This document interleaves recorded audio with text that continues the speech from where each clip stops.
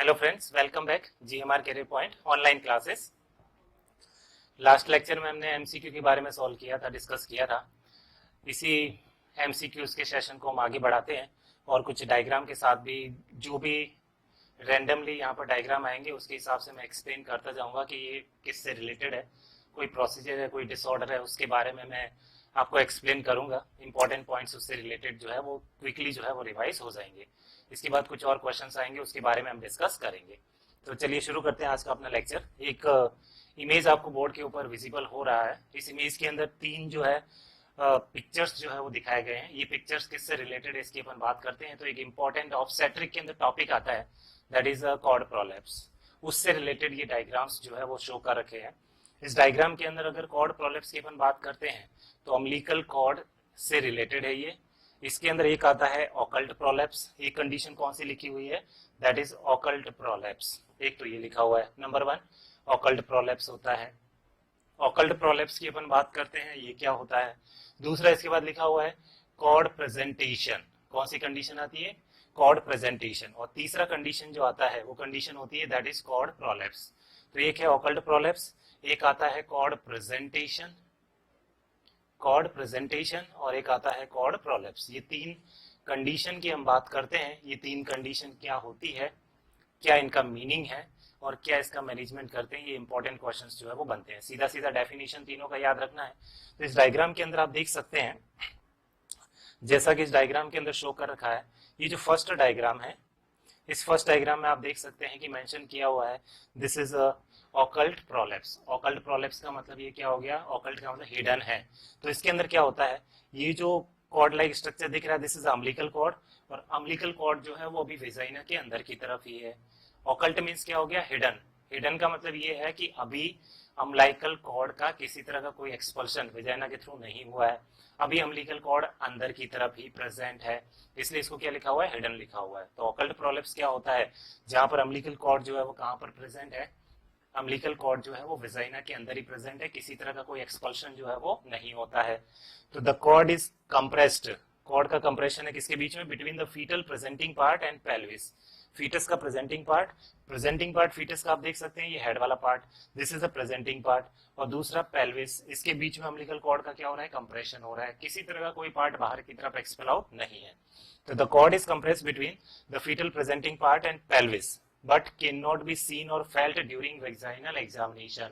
Vaginal examination करने पर ना तो ये अम्बिलिकल कॉर्ड का पार्ट दिखाई देगा और ना ही किसी तरह का कोई महसूस होगा। वेजाइनल एग्जामिनेशन करने पर किसी तरह का कोई अम्बिलिकल कॉर्ड का पार्ट जो है वो फील नहीं होगा। ये कंडीशन क्या कहलाती है, ऑकल्ट प्रोलैप्स कहलाता है। ये थोड़ा कम कॉम्प्लिकेटेड कंडीशन हो गया, क्लियर है। तो प्रेजेंटिंग पार्ट और दूसरा कंडीशन कौन सा हो गया, पेल्विस, इनके बीच में कॉर्ड है। वेजाइनल एग्जामिनेशन करने पर ना ये कॉर्ड महसूस होगी, ना इस कॉर्ड का कोई पार्ट बाहर की तरफ दिखाई देगा। ये कंडीशन क्या कहलाएगा, ऑकल्ट प्रोलैप्स जो है वो कहलाता है। ऑकल्ट मींस क्या हो गया, हिडन। दूसरे इमेज की अपन बात करते हैं, दूसरे डायग्राम की अगर अपन बात करें तो दूसरे डायग्राम के अंदर आप देख सकते हैं ये कॉर्ड प्रेजेंटेशन वाली कंडीशन आती है। कौन सी कंडीशन आती है, कॉर्ड प्रेजेंटेशन वाली।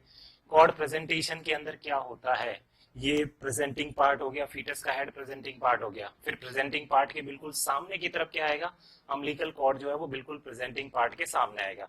देखो इसको इमेजिन करो, this is presenting part, fetus का हेड हो गया प्रेजेंटिंग पार्ट, और अम्बिलिकल कॉर्ड इसकी साइड में है। इसको तो अपन ने क्या लिखा था सर, ऑकल्ट प्रोलैप्स बोला था। देखो साइड में ये बेबी का हेड हो गया और इस हेड के बिल्कुल साइड में अम्बिलिकल कॉर्ड है, ये तो ऑकल्ट प्रोलैप्स है।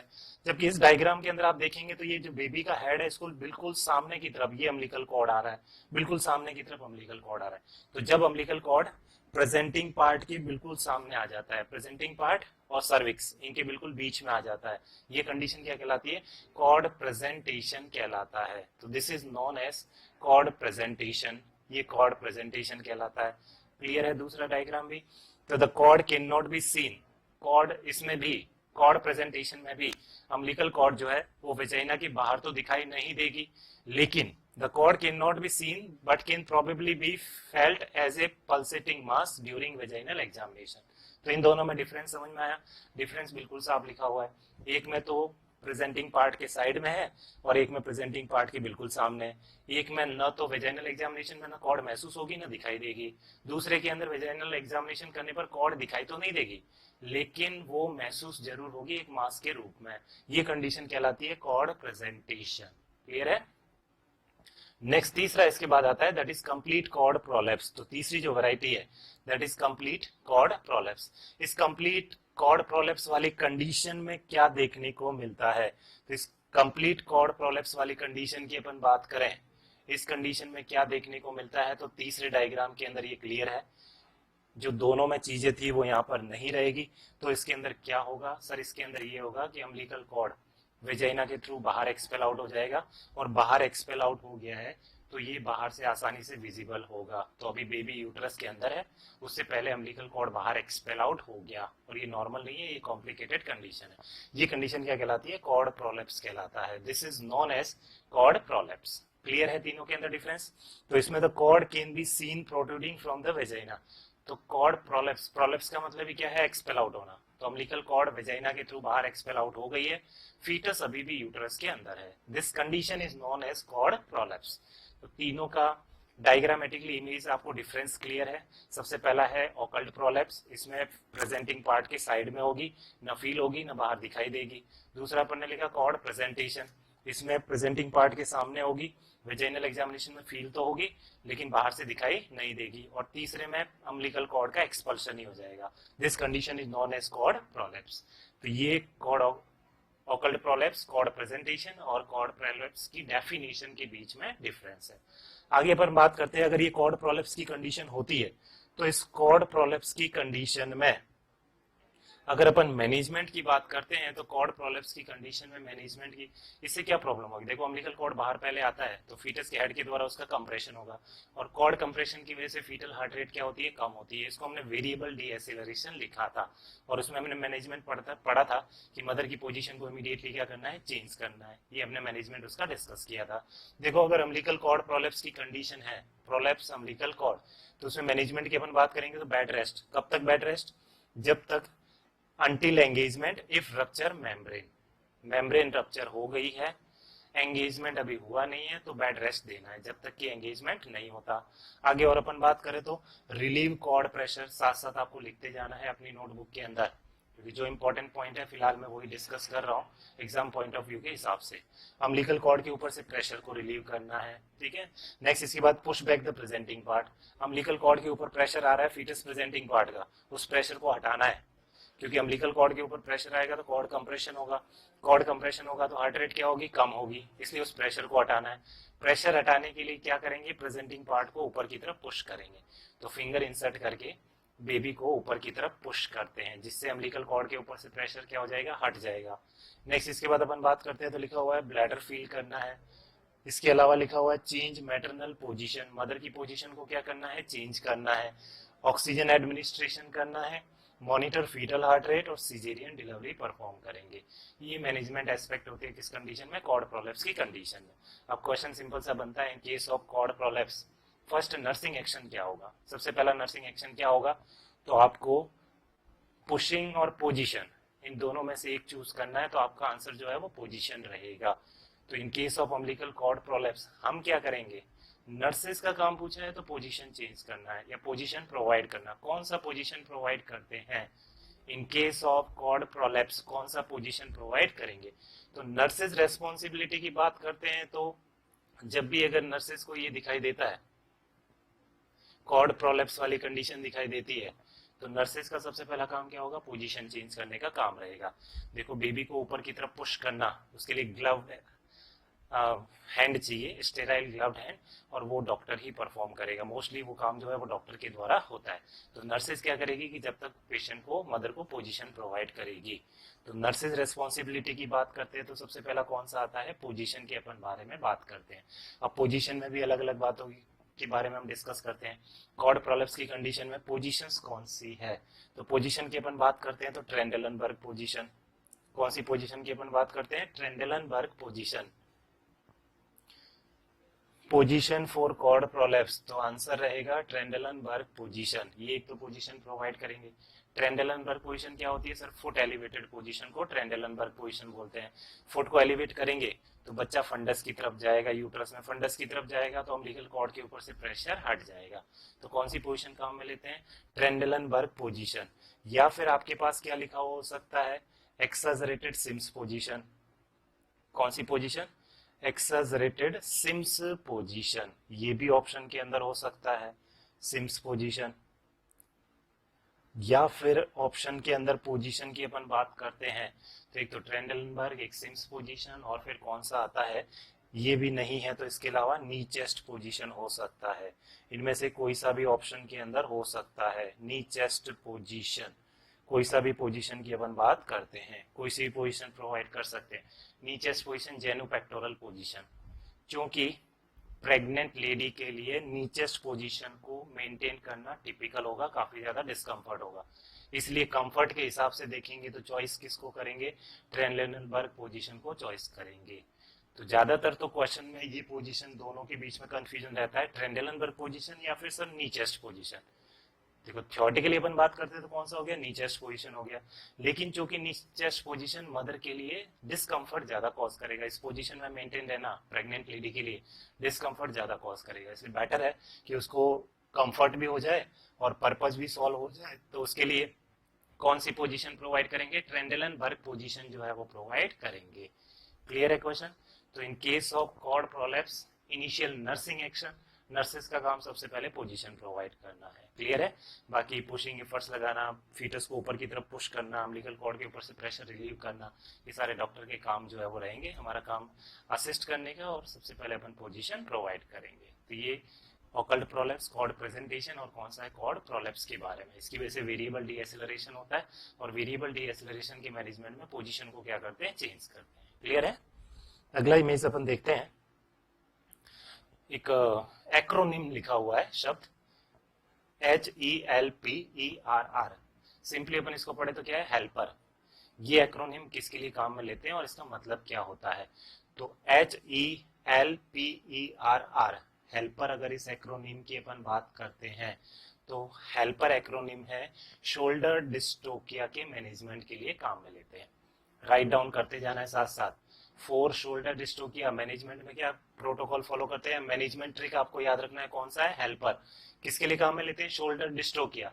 अच्छा सर, वो शोल्डर डिस्टोकिया में एंटी शोल्डर डिलीवर नहीं हो पाता है, जिसके लिए आपने वुड कॉर्क स्क्रू, मैक्रॉबर्ट्स वगैरह, ये सारे जो प्रोसीजर्स वगैरह के बारे में हमने डिस्कस किया था, रूबिन्स मैन्यूवेयर वगैरह, वो सारे उससे रिलेटेड हमने डिस्कस किए थे, शोल्डर डिस्टोकिया से रिलेटेड।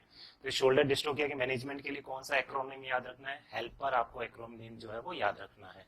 जैसे बोले थे ना व्हील चॉप, ये एक्सीलरेशन से रिलेटेड है। पीस, PEACE, ये किससे रिलेटेड आता है? PIH के मैनेजमेंट से रिलेटेड आता है। और पीडियाट्रिक में आप ESSR मेथड ऑफ फीडिंग पढ़ते हैं, ये ब्रेस्ट फीडिंग से रिलेटेड आता है। ESSR, ये method of feeding cleft lip और क्लेफ्ट पैलेट वाले बच्चों के लिए काम में लेते हैं। इसी तरह से रियल, REAL, ये एक्रोनिम किसके लिए काम में लेते हैं? सर रियल एक्रोनिम जो है ये ब्रेस्ट फीडिंग के कॉन्ट्राइंडिकेशन के लिए काम में लेते हैं। ब्रेस्ट फीडिंग का कॉन्ट्राइंडिकेशन, इसके लिए काम में लेते हैं। इसी तरह से बबल ही, BUBBLEHE, ये जो एक्रोनिम है वो किसके लिए काम में लेते हैं? Assessment of postpartum female. Postpartum female का असेसमेंट करते हैं, उसके लिए कौन सा मेथड काम में लेते हैं? बबल ही मेथड काम में लेते हैं। तो बहुत सारे एक्रोनिम्स अपन बात करते हैं। एक अपन ने पढ़ा था हेल्प सिंड्रोम, ये भी एक तरह का क्या है सर? एक्रोनिम है। ये एक्रोनिम किसके लिए काम में लेते हैं? HELLP syndrome is the complication of severe pre-eclampsia. तो सबका अपना एक एक वर्ड का जो है फुल फॉर्म जो है वो रहता है। टॉर्च इन्फेक्शन क्या है सर? प्रेगनेंसी के दौरान मदर से फीटस में जाने वाला infection, that is the placenta के थ्रू जाने वाला वर्टिकल ट्रांसमिशन, जिसको अपन टॉर्च प्लेसेंटल इन्फेक्शन बोलते हैं, थ्रू द प्लेसेंटा। तो ये कुछ एक्रोनिम्स की अपन बात करते हैं। तो वैसे एक एक्रोनिम कौन सा है? हेल्पर एक्रोनिम है। रियल किस में है? Contraindication of breast feeding. ESSR method of feeding किसमें काम में लेते हैं? क्लेफ्ट लिप और क्लेफ्ट पैलेट में। बबल ही मेथड क्या है? बबल ही जो है वो पोस्टपार्टम फीमेल का असेसमेंट मेथड होता है। इसी तरह से अपन बात करते हैं, रेडा स्केल भी पढ़ाया था मैंने आपको, REEDA, रेडा स्केल एपिसियोटोमी इंसिजन का असेसमेंट होता है। एपिजियोटॉमी के बाद पेरिनियल रीजन का असेसमेंट करते हैं, उसके लिए कौन सी स्केल काम में लेते हैं, रेडा स्केल काम में लेते हैं। हेलप सिंड्रोम किससे रिलेटेड है, कॉम्प्लिकेशन ऑफ सीवियर प्री-एक्लेम्पसिया से रिलेटेड है। टॉर्च इन्फेक्शन प्लेसेंटा के थ्रू मदर से फीटस में जाने वाला इन्फेक्शन।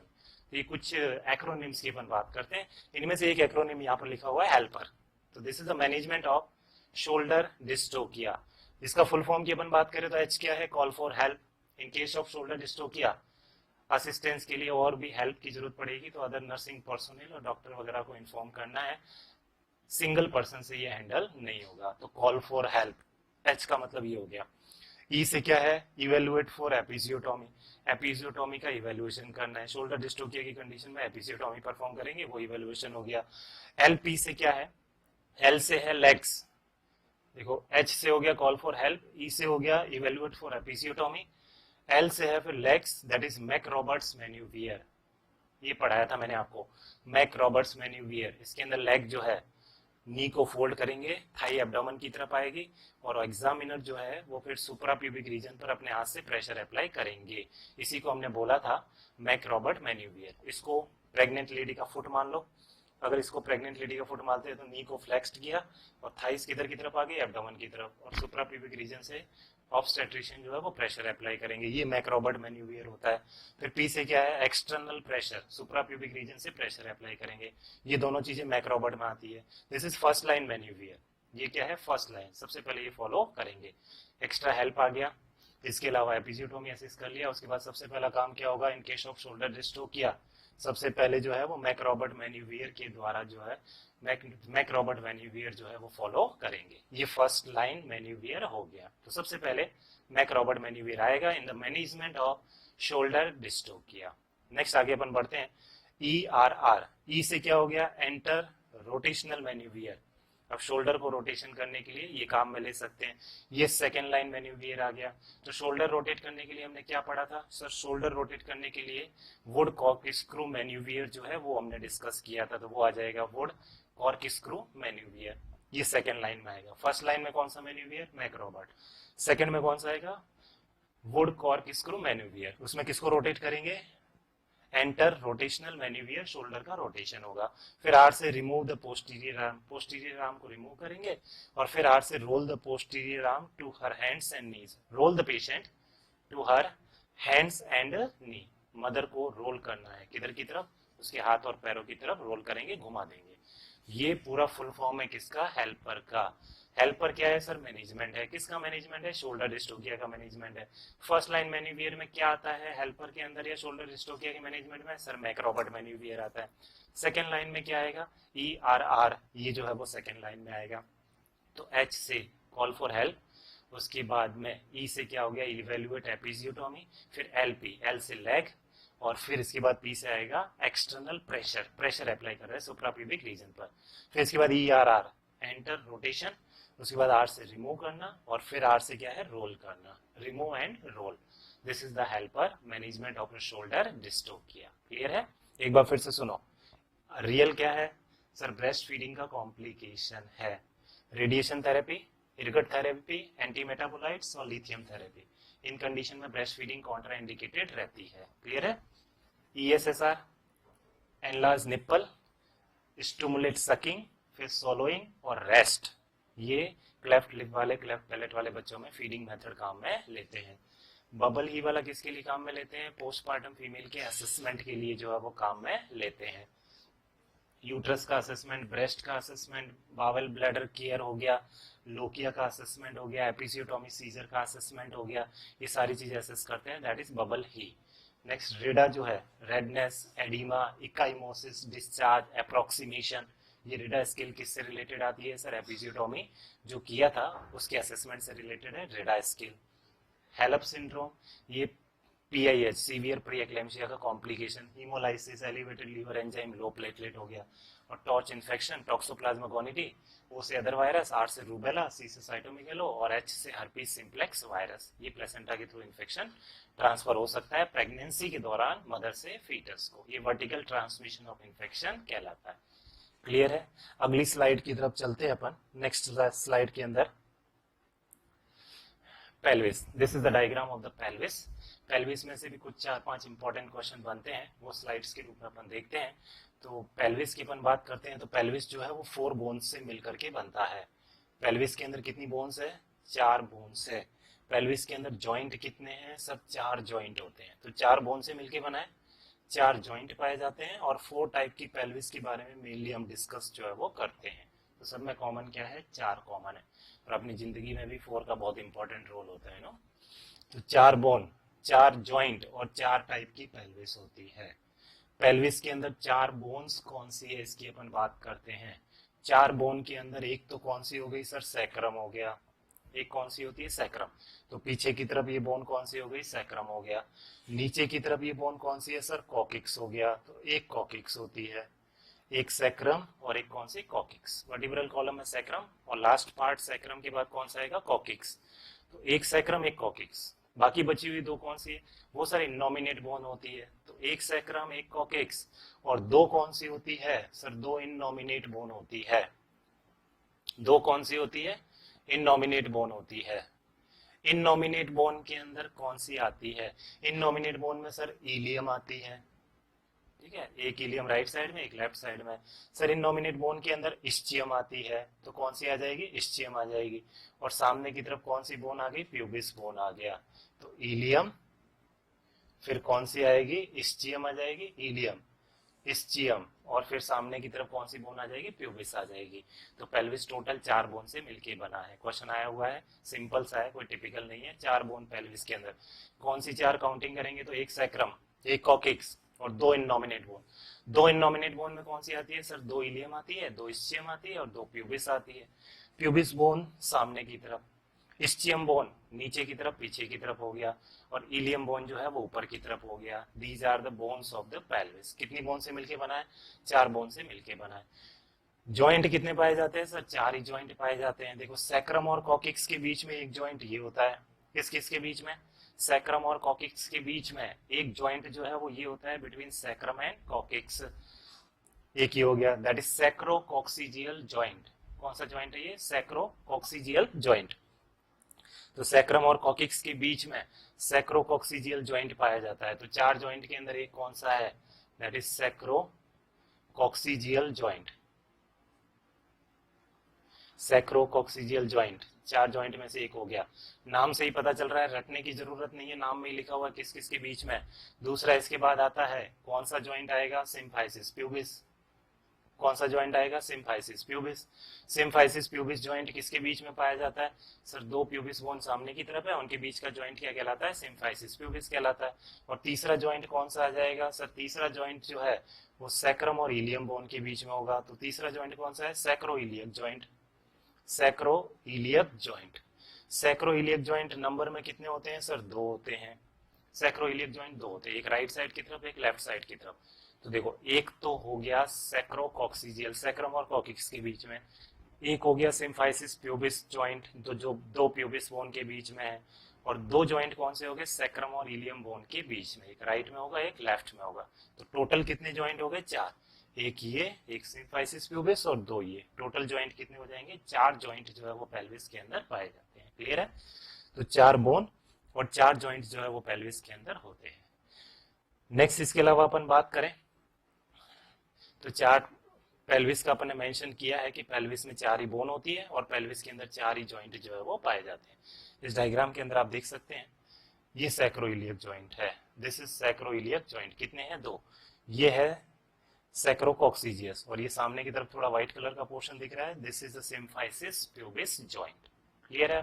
तो 4 जॉइंट जो है वो पेल्विस के अंदर पाए जाते हैं। नेक्स्ट इसके बाद पेल्विस के टाइप्स भी कितने हैं उसकी अपन बात करते हैं। तो पेल्विस के टाइप्स भी कितने हैं सर? पेल्विस के 4 टाइप है। कितने टाइप है? 4। 4 टाइप कौन से है? Number 1 is gynaecoid. पहला पेल्विस के टाइप की अपन बात करेंगे, वो पेल्विस कौन सी है सर? गायनेकॉइड पेल्विस है। तो नंबर 1 इज गायनेकॉइड पेल्विस। दूसरा इसके बाद कौन सा लिखा हुआ है सर? एंड्रॉइड पेल्विस लिखा हुआ है। तो नंबर 1 इज गायनेकॉइड। दूसरा इसके बाद कौन सी है? एंड्रॉइड। तीसरा पेल्विस का टाइप कौन सा? एंथ्रोपॉइड। और चौथा पेल्विस का टाइप कौन सा है सर? प्लेटीपेलॉइड। ये 4 प्रकार की पेल्विस जो है वो पाई जाती है। क्लियर है? लिखते जाना साथ साथ। 4 प्रकार की पेल्विस। अब इनके अंदर डिफरेंसेस क्या है वो मेंशन कर रखे हैं इस चार्ट के अंदर कि कौन कौन से डिफरेंसेस या हर पेल्विस की क्या कैरेक्टरिस्टिक्स होती है वो इस डायग्राम के अंदर मेंशन है।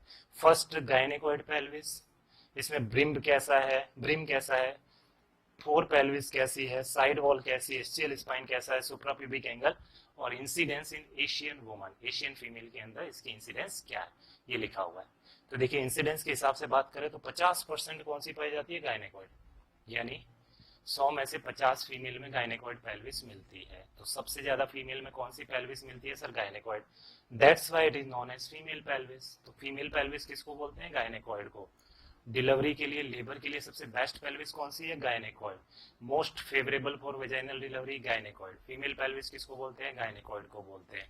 ये भी क्वेश्चन एग्जाम के अंदर आए हुए हैं। इसके बाद एंड्रॉइड, एंड्रॉइड से आपको एंड्रोजन हार्मोन याद रखना है। कौन सा याद रखोगे, एंड्रोजन। तो मेल में कौन सी पेल्विस पाई जाती है सर, मेल में एंड्रॉइड पेल्विस पाई जाती है, वो याद रखने के हिसाब से। एंड्रो मींस मेल के लिए आ गया। Andrology, study of male reproductive system. Gynae शब्द फीमेल के लिए यूज करते हैं और एंड्रो शब्द जो है वो मेल के लिए आ गया। Gynaecology study of female reproductive system, andrology study of male reproductive system कहलाता है। एंड्रोजन मेल हार्मोन हो गया, एंड्रॉइड मेल पेल्विस होगी, गायनेकोइड फीमेल पेल्विस होगी। तो मेल पेल्विस कौन सी होती है, एंड्रॉइड, मतलब मेल में ज्यादा पाई जाती है, that is the Android pelvis. ये लेबर के लिए बिल्कुल भी सूटेबल नहीं है।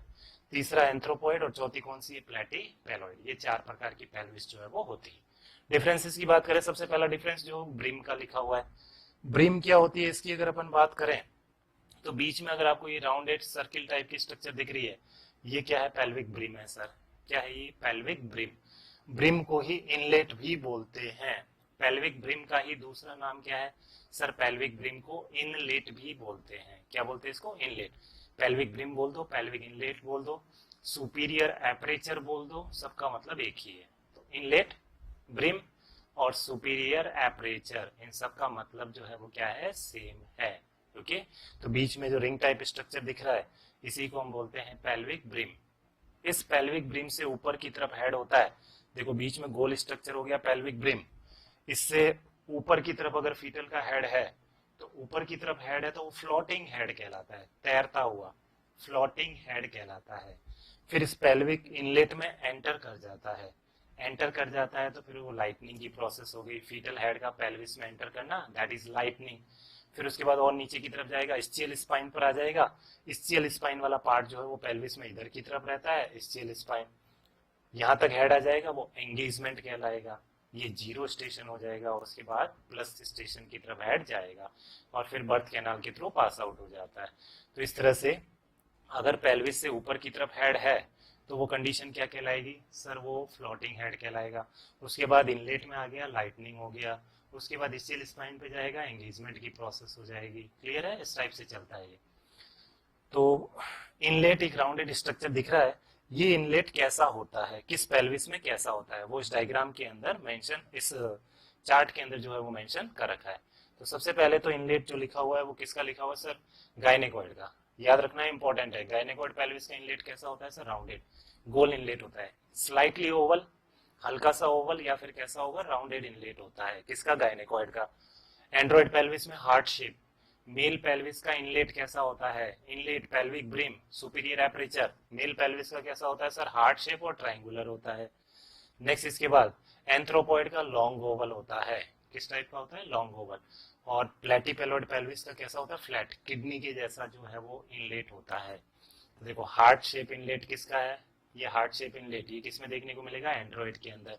यहाँ पर लॉन्ग ओवल, लॉन्ग ओवल का मतलब इस टाइप से होगा इनलेट, ये लॉन्ग ओवल हो गया। ओके, ट्रांसवर्स ओवल कैसा होगा, इस टाइप से। ये तो लॉन्ग ओवल है और ये ट्रांसवर्स ओवल है, तो this is long Oval inlet. ये तो एंथ्रोपॉइड के अंदर दिखाई देगा। और एक क्या होता है, ट्रांसवर्स ओवल होता है, इनका मतलब ये होता है। क्लियर है, तो इस डायग्राम के अंदर ब्रीम का डिफरेंस हो गया, स्पेशली गायनेकोइड और एंड्रॉइड पेल्विस का आपको याद रखना है। ये दोनों नहीं याद रखोगे तो चलेगा, ये दोनों जरूर आपको याद रखने हैं। तो एक में राउंडेड है और एक के अंदर हार्ट शेप है। नेक्स्ट इसके बाद four pelvis, generous, narrow, narrow और वाइड। ये नॉर्मल है, फोर पेल्विस जो है मतलब डायमीटर नॉर्मल है इसका, वेजाइनल डिलीवरी के लिए सबसे सूटेबल है। ये कैसी होती है, नैरो होती है, सकरी होती है। और नैरो होती है तो बच्चा जो है वो डिलीवर होने में बहुत प्रॉब्लम जो है वो आती है। और ये पेल्विस कैसी है, वाइड है, वाइड है लेकिन इसका इनलेट सही नहीं है, वो किडनी के आकार का है। ओके, दूसरा डिफरेंस ये हो गया। तीसरा इसके बाद साइड वॉल, ये भी इंपॉर्टेंट डिफरेंस है। इसकी गायनेकोइड पेल्विस का साइड वॉल बिल्कुल कैसा रहता है, स्ट्रेट रहता है। तो साइड वॉल की अपन बात करेंगे तो ऊपर से नीचे की तरफ आएंगे, तो गायनेकोइड पेल्विस का साइड वॉल बिल्कुल कैसा रहता है सर, स्ट्रेट रहता है। तो side wall is straight, rail की पटरियों की तरफ बिल्कुल पैरेलल, बिल्कुल स्ट्रेट हो गया। उसके बाद क्या लिखा हुआ है, एंड्रॉइड पेल्विस का साइड वॉल कैसा है सर, कन्वर्जेंट।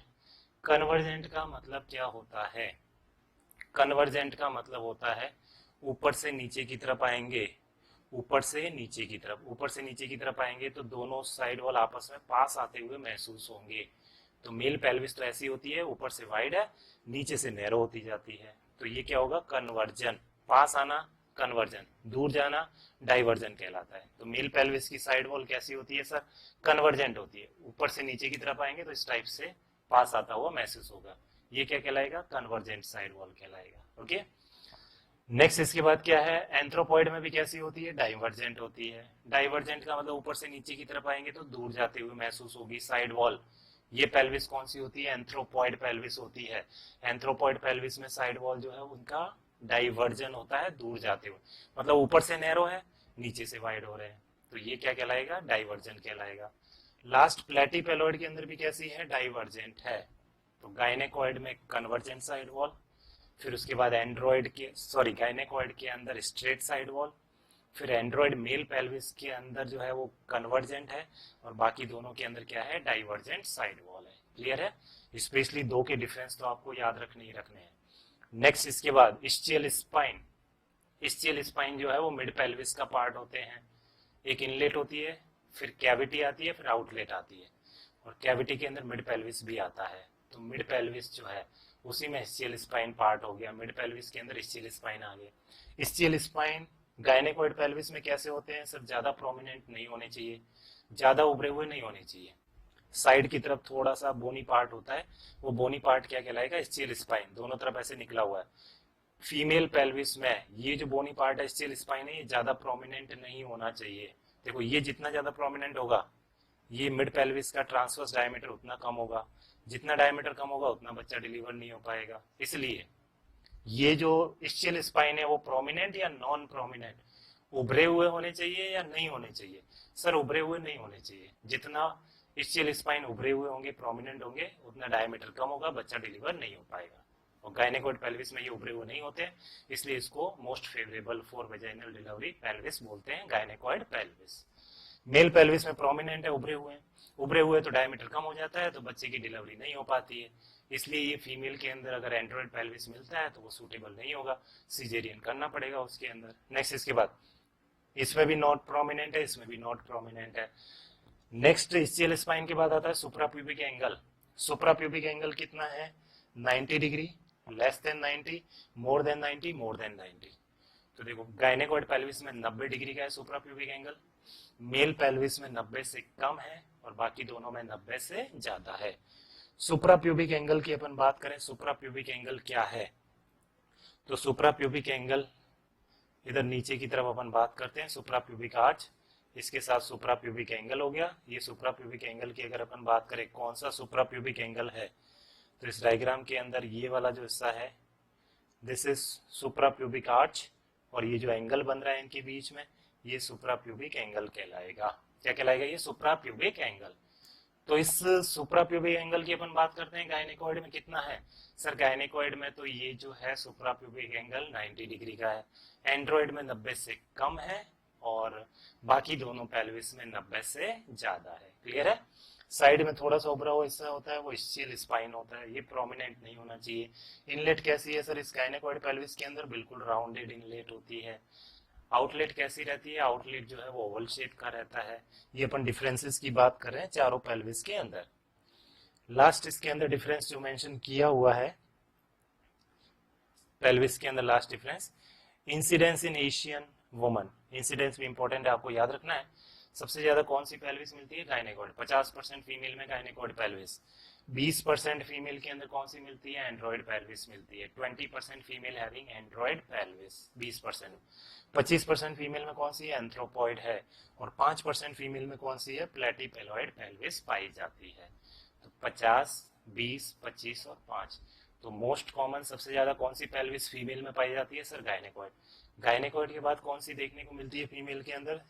एंथ्रोपॉइड, 25% ये, फिर 20% एंड्रॉइड। सबसे कम कौन सी मिलेगी? प्लैटीपेलॉइड पेल्विस देखने को मिलेगी। तो ये इंसिडेंस की बात हो गई और ये डिफरेंसेस हो गए इनके बीच में। तो पहला हमने कौन सी पेल्विस लिखा है सर? Gynaecoid pelvis. कितना परसेंट फीमेल के अंदर है सर? 50% फीमेल में ये पेल्विस पाई जाती है। Most favourable for vaginal delivery. Side wall कैसी है सर? इसका पैरेलल साइड वॉल है। सुप्राप्यूबिक एंगल कितना है? 90 डिग्री का सुप्राप्यूबिक एंगल पाया जाता है। इनलेट कैसा है सर? इसका राउंडेड इनलेट है। इनलेट कैसा है? राउंडेड। ये कैरेक्टरिस्टिक्स हमने किसकी लिखी? Gynaecoid pelvis. एंड्रॉइड पेल्विस दूसरा हमने लिखा है, कितना परसेंट फीमेल के अंदर है सर? 20% फीमेल के अंदर है। कन्वर्जेंट साइड वॉल, ऊपर से नीचे की तरफ आने पर कन्वर्जन होता है इसके अंदर। इसके अलावा इसमें स्टिल स्पाइन प्रोमिनेंट पाए जाते हैं। एंगल जो है वो 90 डिग्री से कम होता है और हार्ट शेप का इनलेट पाया जाता है। इसको अपन क्या बोलते हैं? That is Android pelvis. कौन सी पेल्विस है ये? Android pelvis. क्लियर है? नेक्स्ट, एंथ्रोपॉइड पेल्विस में आपको एक पॉइंट याद रखना है। एंथ्रोपॉइड ये आदि मानव और बंदरों के अंदर पेल्विस देखने को मिलता है। तो मंकी के अंदर ज्यादातर कौन सी पेल्विस देखने को मिलती है? Anthropoid. This is app pelvis. कौन सी है ये? App pelvis. मंकी का एक प्रजाति है एप, उसके अंदर ये पेल्विस देखने को मिलता है। तो ape pelvis that is anthropoid. और लास्ट कौन सी लिखी हुई है? Platypelloid. Platypelloid, platypelloid is the flat pelvis. क्या बोलते हैं इसको? फ्लैट पेल्विस बोलते हैं। That is platypelloid. So these are the types of 4 pelvis. ये पेल्विस 4 प्रकार की हो गई। 4 बोन, 4 जॉइंट और 4 प्रकार की ही क्या होती है? पेल्विस होती है। क्लियर है? 4 बोन्स कौन सी है, 4 जॉइंट कौन से है और 4 टाइप कौन से? Male pelvis is android, female pelvis is gynaecoid. Labour के लिए सबसे suitable is gynaecoid pelvis. 50% female में यही पेल्विस देखने को मिलती है। सेकंड मोस्ट कॉमन फीमेल में कौन सी देखने को मिलती है sir? Second most common female के अंदर देखने को मिलती है एंथ्रोपॉइड। थर्ड में फिर एंड्रॉइड आता है 20% और लास्ट में कौन सी है? प्लेटीपेलॉइड। एप पेल्विस कौन सी है? एंथ्रोपॉइड है। फ्लैट पेल्विस कौन सी है सर? प्लेटीपेलॉइड है।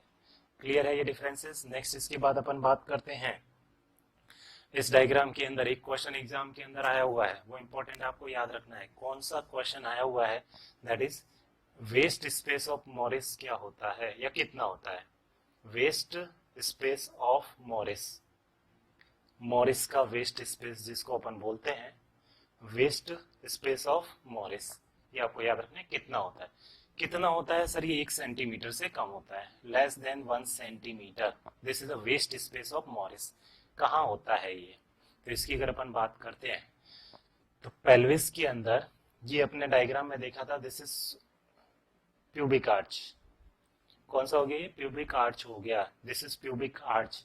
इस प्यूबिक आर्च और ये जो डायमीटर दिखा रखा है दिस इज फीटल हेड। ये पार्ट कौन सा हो गया? फीटल हेड वाला पार्ट हो गया। तो देखो प्यूबिक आर्च इस टाइप से था। गायनेकॉइड में कितनी डिग्री सर? 90 डिग्री लिखा हमने। एंड्रॉइड में 90 से कम और बाकी दोनों में 90 से ज्यादा। ये प्यूबिक आर्च हो गया। तो दिस इज प्यूबिक आर्च। इस प्यूबिक आर्च के नीचे की तरफ ये फीटल हेड हो गया। तो ये जो सिम्फाइसिस प्यूबिस वाला जॉइंट है, ये जॉइंट कौन सा है? Symphysis pubis. और ये फीटस का हेड हो गया। इनके बीच का ये जो खाली स्पेस बचता है, जिसका कोई यूटिलाइजेशन इंपॉर्टेंस नहीं है, ये जो खाली स्पेस बचा हुआ है जो एरो कर रखा है, यही कहलाता है वेस्ट स्पेस ऑफ मॉरिस। और कितना होता है? 1 सेंटीमीटर से कम होता है। कितना होता है ये? Less than 1 centimetre. Question exam के अंदर आया हुआ है। वेस्ट स्पेस ऑफ मॉरिस कितना होता है? आंसर है 1 सेंटीमीटर से कम। कहाँ होता है? वो इस डायग्राम के अंदर मैंने आपको बताया। तो 3 डायग्राम दे रखे हैं। नॉर्मल प्यूबिक आर्च, ये नॉर्मल प्यूबिक आर्च हो गया। उसके बाद वेस्ट स्पेस ऑफ मॉरिस, ये वेस्ट स्पेस ऑफ मॉरिस हो गया। देखो ये सिम्फाइसिस प्यूबिस है, सिम्फाइसिस प्यूबिस। और उसके बाद ये जो 1 सेंटीमीटर से कम का पार्ट रहता है, ये खाली स्पेस, ये इतना हो गया। इसके नीचे हेड आ गया तो हेड, और ये इसके ऊपर थोड़ा सा 1 सेंटीमीटर से कम हिस्सा बचता है। इसी बचे हुए हिस्से को क्या बोलते हैं? वेस्ट स्पेस ऑफ मॉरिस बोलते हैं। क्लियर है ये डायग्राम? याद रखना है waste space of Morris 1 centimetre से कम। अगले डायग्राम की तरफ अपन बढ़ते हैं। क्या है अगले डायग्राम के अंदर? रैकेटिक पेल्विस। रैकेटिक पेल्विस किसको बोलते हैं? मतलब ये रिकेट्स से रिलेटेड हो गया। किससे रिलेटेड है? रिकेट्स। और रिकेट्स कौन से विटामिन की कमी की वजह से होता है सर? विटामिन डी की डेफिशिएंसी से कौन सी प्रॉब्लम होती है? रिकेट्स होता है। विटामिन डी का डेफिशिएंसी चिल्ड्रन के अंदर डिजीज कॉज करेगा रिकेट्स। कौन सी डिजीज होगी? रिकेट्स।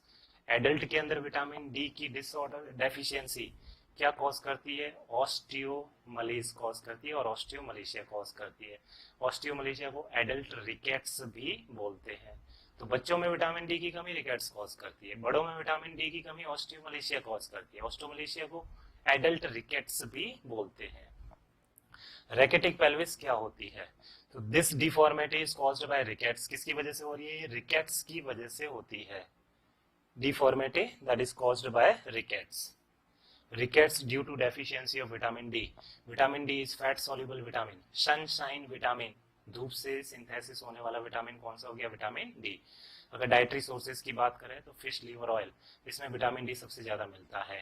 बाकी सनलाइट एक्सपोजर से भी विटामिन डी का सिंथेसिस होता है। सनशाइन जो कैल्शियम के एब्जॉर्प्शन से मेन इंपॉर्टेंट रोल जो है वो प्ले करता है। विटामिन डी कैल्शियम के एब्जॉर्प्शन का काम करता है। विटामिन डी की अधिकता होगी तो सीरम कैल्शियम लेवल कम हो जाता है, हाइपोकैल्सीमिया की प्रॉब्लम हो जाती है। तो विटामिन डी हेल्प करता है कैल्शियम के एब्जॉर्प्शन के अंदर। तो this is the fat soluble vitamin, जिसकी कमी की वजह से रिकेट्स डिसऑर्डर होता है बच्चों के अंदर। इस रैकेटिक पेल्विस में क्या होता है? सैक्रम इज रोटेटेड, सैक्रम मुड़ा हुआ रहता है। So that the sacral promontory, sacral promontory क्या होता है? सैक्रम का सबसे ऊपर वाला हिस्सा, वो क्या कहलाता है? सैक्रल प्रोमोन्ट्री कहलाता है। सैक्रम बोन S1, S1 का ऊपर वाला उभरा हुआ हिस्सा वो क्या कहलाता है? सैक्रल प्रोमोन्ट्री कहलाता है।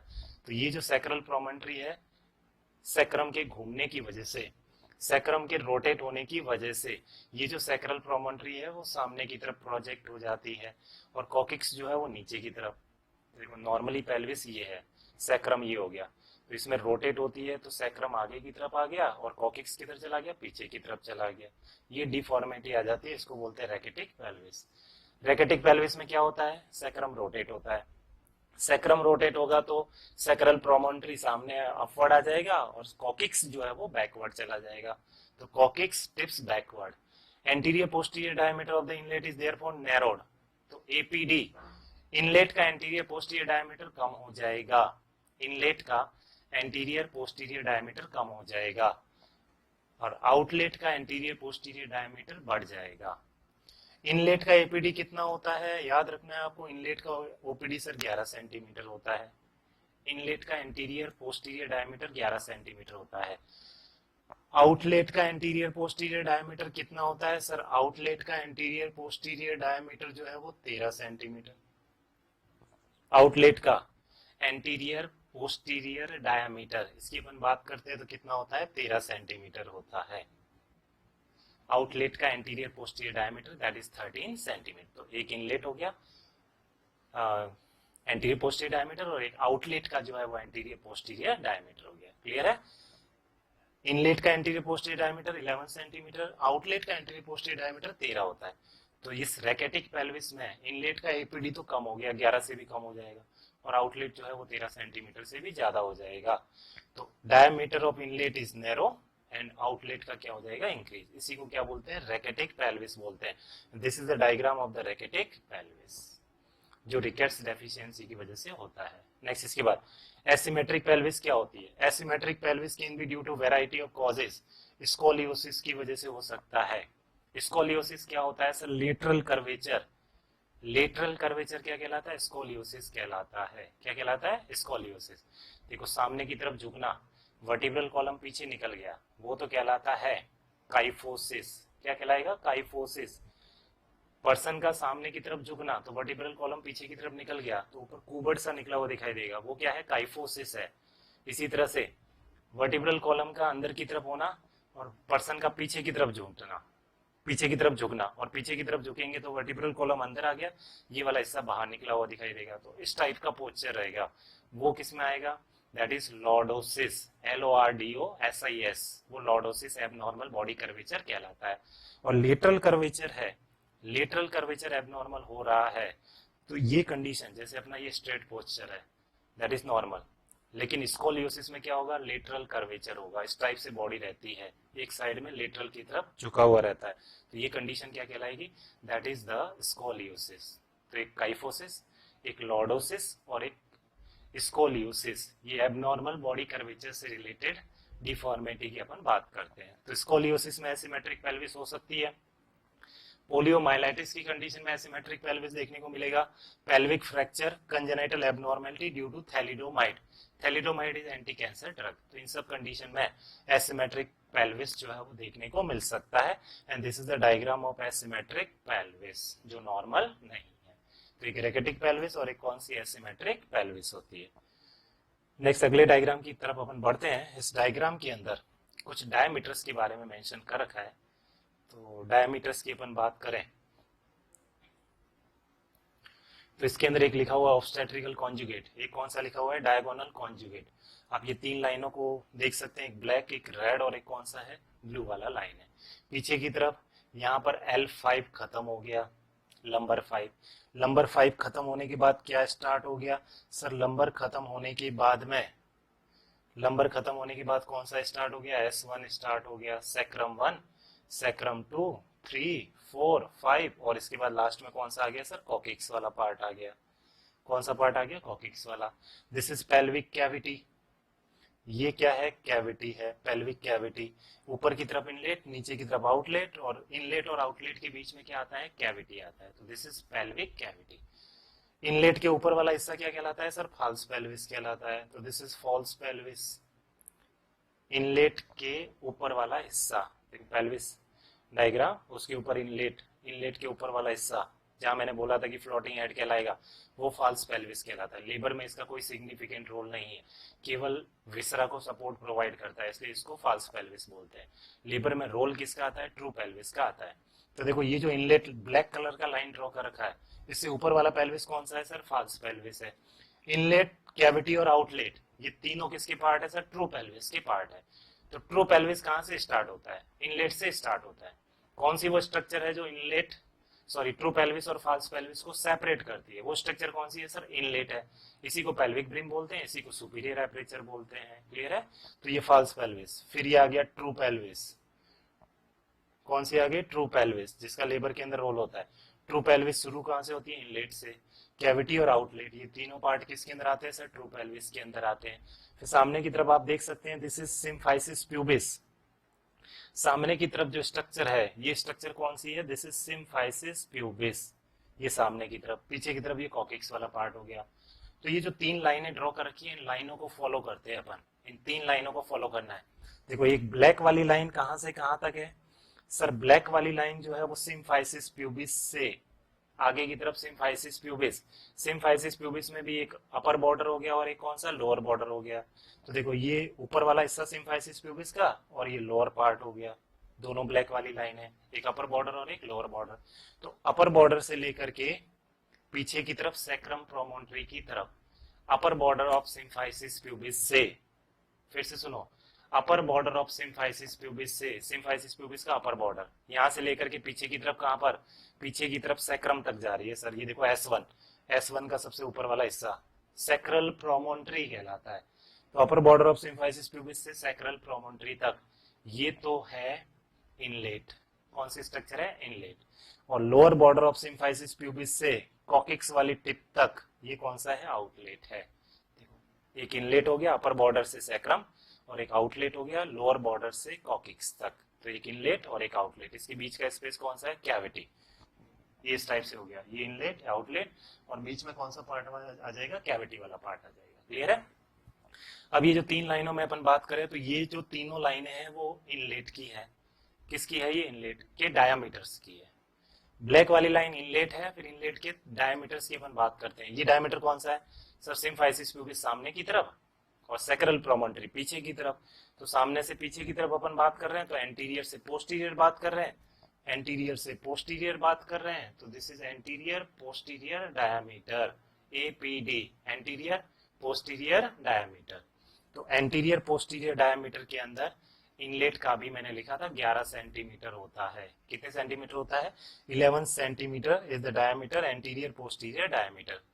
APD इनलेट का मैंने कितना लिखा अभी सर, 11 सेंटीमीटर लिखा। किसकी बात कर रहे हैं हम सर, ये इनलेट की बात कर रहे हैं। इनलेट का APD 11 सेंटीमीटर होता है।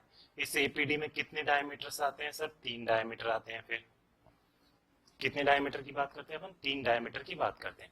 3 डायमीटर कौन से है सर, एक होता है ट्रू कॉन्जुगेट, एक होता है ऑब्स्टेट्रिक कॉन्जुगेट।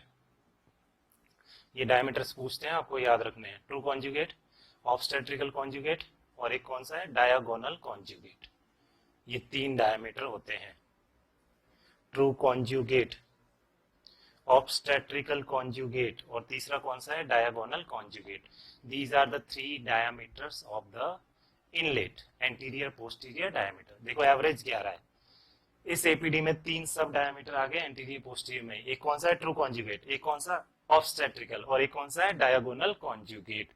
इन तीनों डायमीटर्स कितने होते हैं ये आपको याद रखने हैं। ट्रू कॉन्जुगेट कितना होता है सर, 11 सेंटीमीटर होता है। ट्रू कॉन्जुगेट कितना होता है, 11 सेंटीमीटर। ऑब्स्टेट्रिकल कॉन्जुगेट कितना होता है सर, 10 सेंटीमीटर होता है। डायगोनल कॉन्जुगेट कितना होता है सर, 12 सेंटीमीटर होता है। तो अगर आपसे पूछते हैं कि एपीडी में सबसे छोटा डायमीटर कौन सा है, इनलेट का एपीडी, उसमें सबसे छोटा डायमीटर कौन सा है, 10 सेंटीमीटर, कौन सा है ये, ऑब्स्टेट्रिकल कॉन्जुगेट है सर। एपीडी में सबसे बड़ा डायमीटर कौन सा है सर, डायगोनल सबसे बड़ा है, कितना होता है, 12 सेंटीमीटर। तो 11, 10 और 12, इन तीनों का एवरेज निकालो। 11 प्लस 10 प्लस 12, तीनों का एवरेज। एवरेज कैसे निकालते हैं, जितनी संख्या है उनको जोड़ दो और उसको उससे डिवाइड कर लो। 3 संख्या है, तीनों को जोड़ देंगे और 3 से भाग देंगे। 4 होते तो चारों को जोड़ते और 4 से डिवाइड करते। 5 वैल्यू होती तो 5 से डिवाइड करते, 6 वैल्यू होती तो 6 से।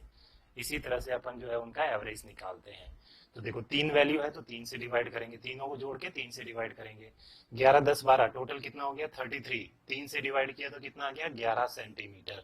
इसलिए मैंने एवरेज कितना लिखा है सर, 11 सेंटीमीटर लिखा है। तो एपीडी कितना होता है, 11। एपीडी में सबसे छोटा ऑब्स्टेट्रिकल कॉन्जुगेट 10 सेंटीमीटर। एपीडी में सबसे बड़ा डायगोनल कॉन्जुगेट 12 सेंटीमीटर। क्लियर है ये डायमीटर। अब ये डायमीटर मेजर कहां से कहां कर रहे हैं इसके बारे में और अपन देख लेते हैं। 3 डायमीटर 11, 10, 12, ट्रू, ऑब्स्टेट्रिकल और डायगोनल। मेजरमेंट कहां से कहां हो रहा है इसकी अगर अपन बात करें तो इन डायमीटर्स का जो मेजरमेंट है, ये मेजरमेंट अपन इसके अंदर देख सकते हैं डायग्राम के अंदर। इसमें 2 लिखे हुए हैं, ऑब्स्टेट्रिकल और डायगोनल कॉन्जुगेट, ये लिखा हुआ है। ये जो पहला ब्लैक वाला है, this is true conjugate. Black वाला कौन सा है, ट्रू कॉन्जुगेट है। कहां से कहां मेजर कर रहे हैं, upper border of symphysis pubis से सैक्रल प्रोमोन्टरी पर। दूसरा जो रेड वाला मेंशन कर रखा है, वो रेड वाला जो है वो कौन सा है सर, ऑब्स्टेट्रिकल कॉन्जुगेट है। कहां से कहां मेजर कर रहे हैं सर, ये जो सिम्फाइसिस प्यूबिस है उसके मिडिल से मेजर कर रहे हैं, मिडिल से। और पीछे की तरफ तो सर सेम पॉइंट है, कहां पर, सैक्रल प्रोमोन्टरी पर। देखो ये तीनों लाइनें पीछे तो सेम पॉइंट पे मिल रही है। कहां मिल रही है तीनों लाइनें सर, ये तीनों लाइनें जो है वो सैक्रल प्रोमोन्टरी पर मिल रही है। पीछे की तरफ तो सेम है, सामने की तरफ इनकी साइट अलग अलग है। तो सिम्फाइसिस प्यूबिस, सिम्फाइसिस प्यूबिस का सबसे पहले तो कौन सा हो गया, अपर बॉर्डर हो गया। सिम्फाइसिस प्यूबिस एक कौन सा हो गया, अपर बॉर्डर हो गया, एक मिडिल हो गया और एक कौन सा, लोअर बॉर्डर हो गया। पीछे की तरफ फिक्स पॉइंट है, दैट इज सैक्रल प्रोमोन्टरी। तो एक तो अपर बॉर्डर से लेकर के सैक्रल प्रोमोन्टरी, फिर मिडिल से लेकर के सैक्रल प्रोमोन्टरी और लोअर बॉर्डर से लेकर के सैक्रल प्रोमोन्टरी।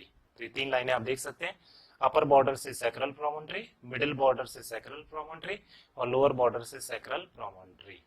पीछे की तरफ फिक्स पॉइंट है सैक्रल प्रोमोन्टरी, आगे की तरफ सिम्फाइसिस प्यूबिस में एक अपर बॉर्डर है, एक मिडिल है और एक लोअर है। तो ये तो हो गया ट्रू कॉन्जुगेट। रेड वाला हो गया ऑब्स्टेट्रिकल कॉन्जुगेट और ब्लू वाला जो है वो कौन सा हो गया, डायगोनल कॉन्जुगेट। 11, 10 और कितना हो गया, 12 centimetre. These are the 3 diameter of APD of inlet, anterior, posterior diameter of the inlet. Clear है ये डायमीटर। नेक्स्ट इमेज की तरफ बढ़ते हैं अपन। एक क्वेश्चन आता है, that is curve of Cyrus क्या होता है। कर्व ऑफ कैरस नाम लिखा हुआ है, this is curve of Cyrus और एनाटॉमिकल एक्सिस भी बोलते हैं इसको। क्या बोलते हैं, एनाटॉमिकल एक्सिस। और कर्व ऑफ कैरस क्या होता है, शी शेप का होता है।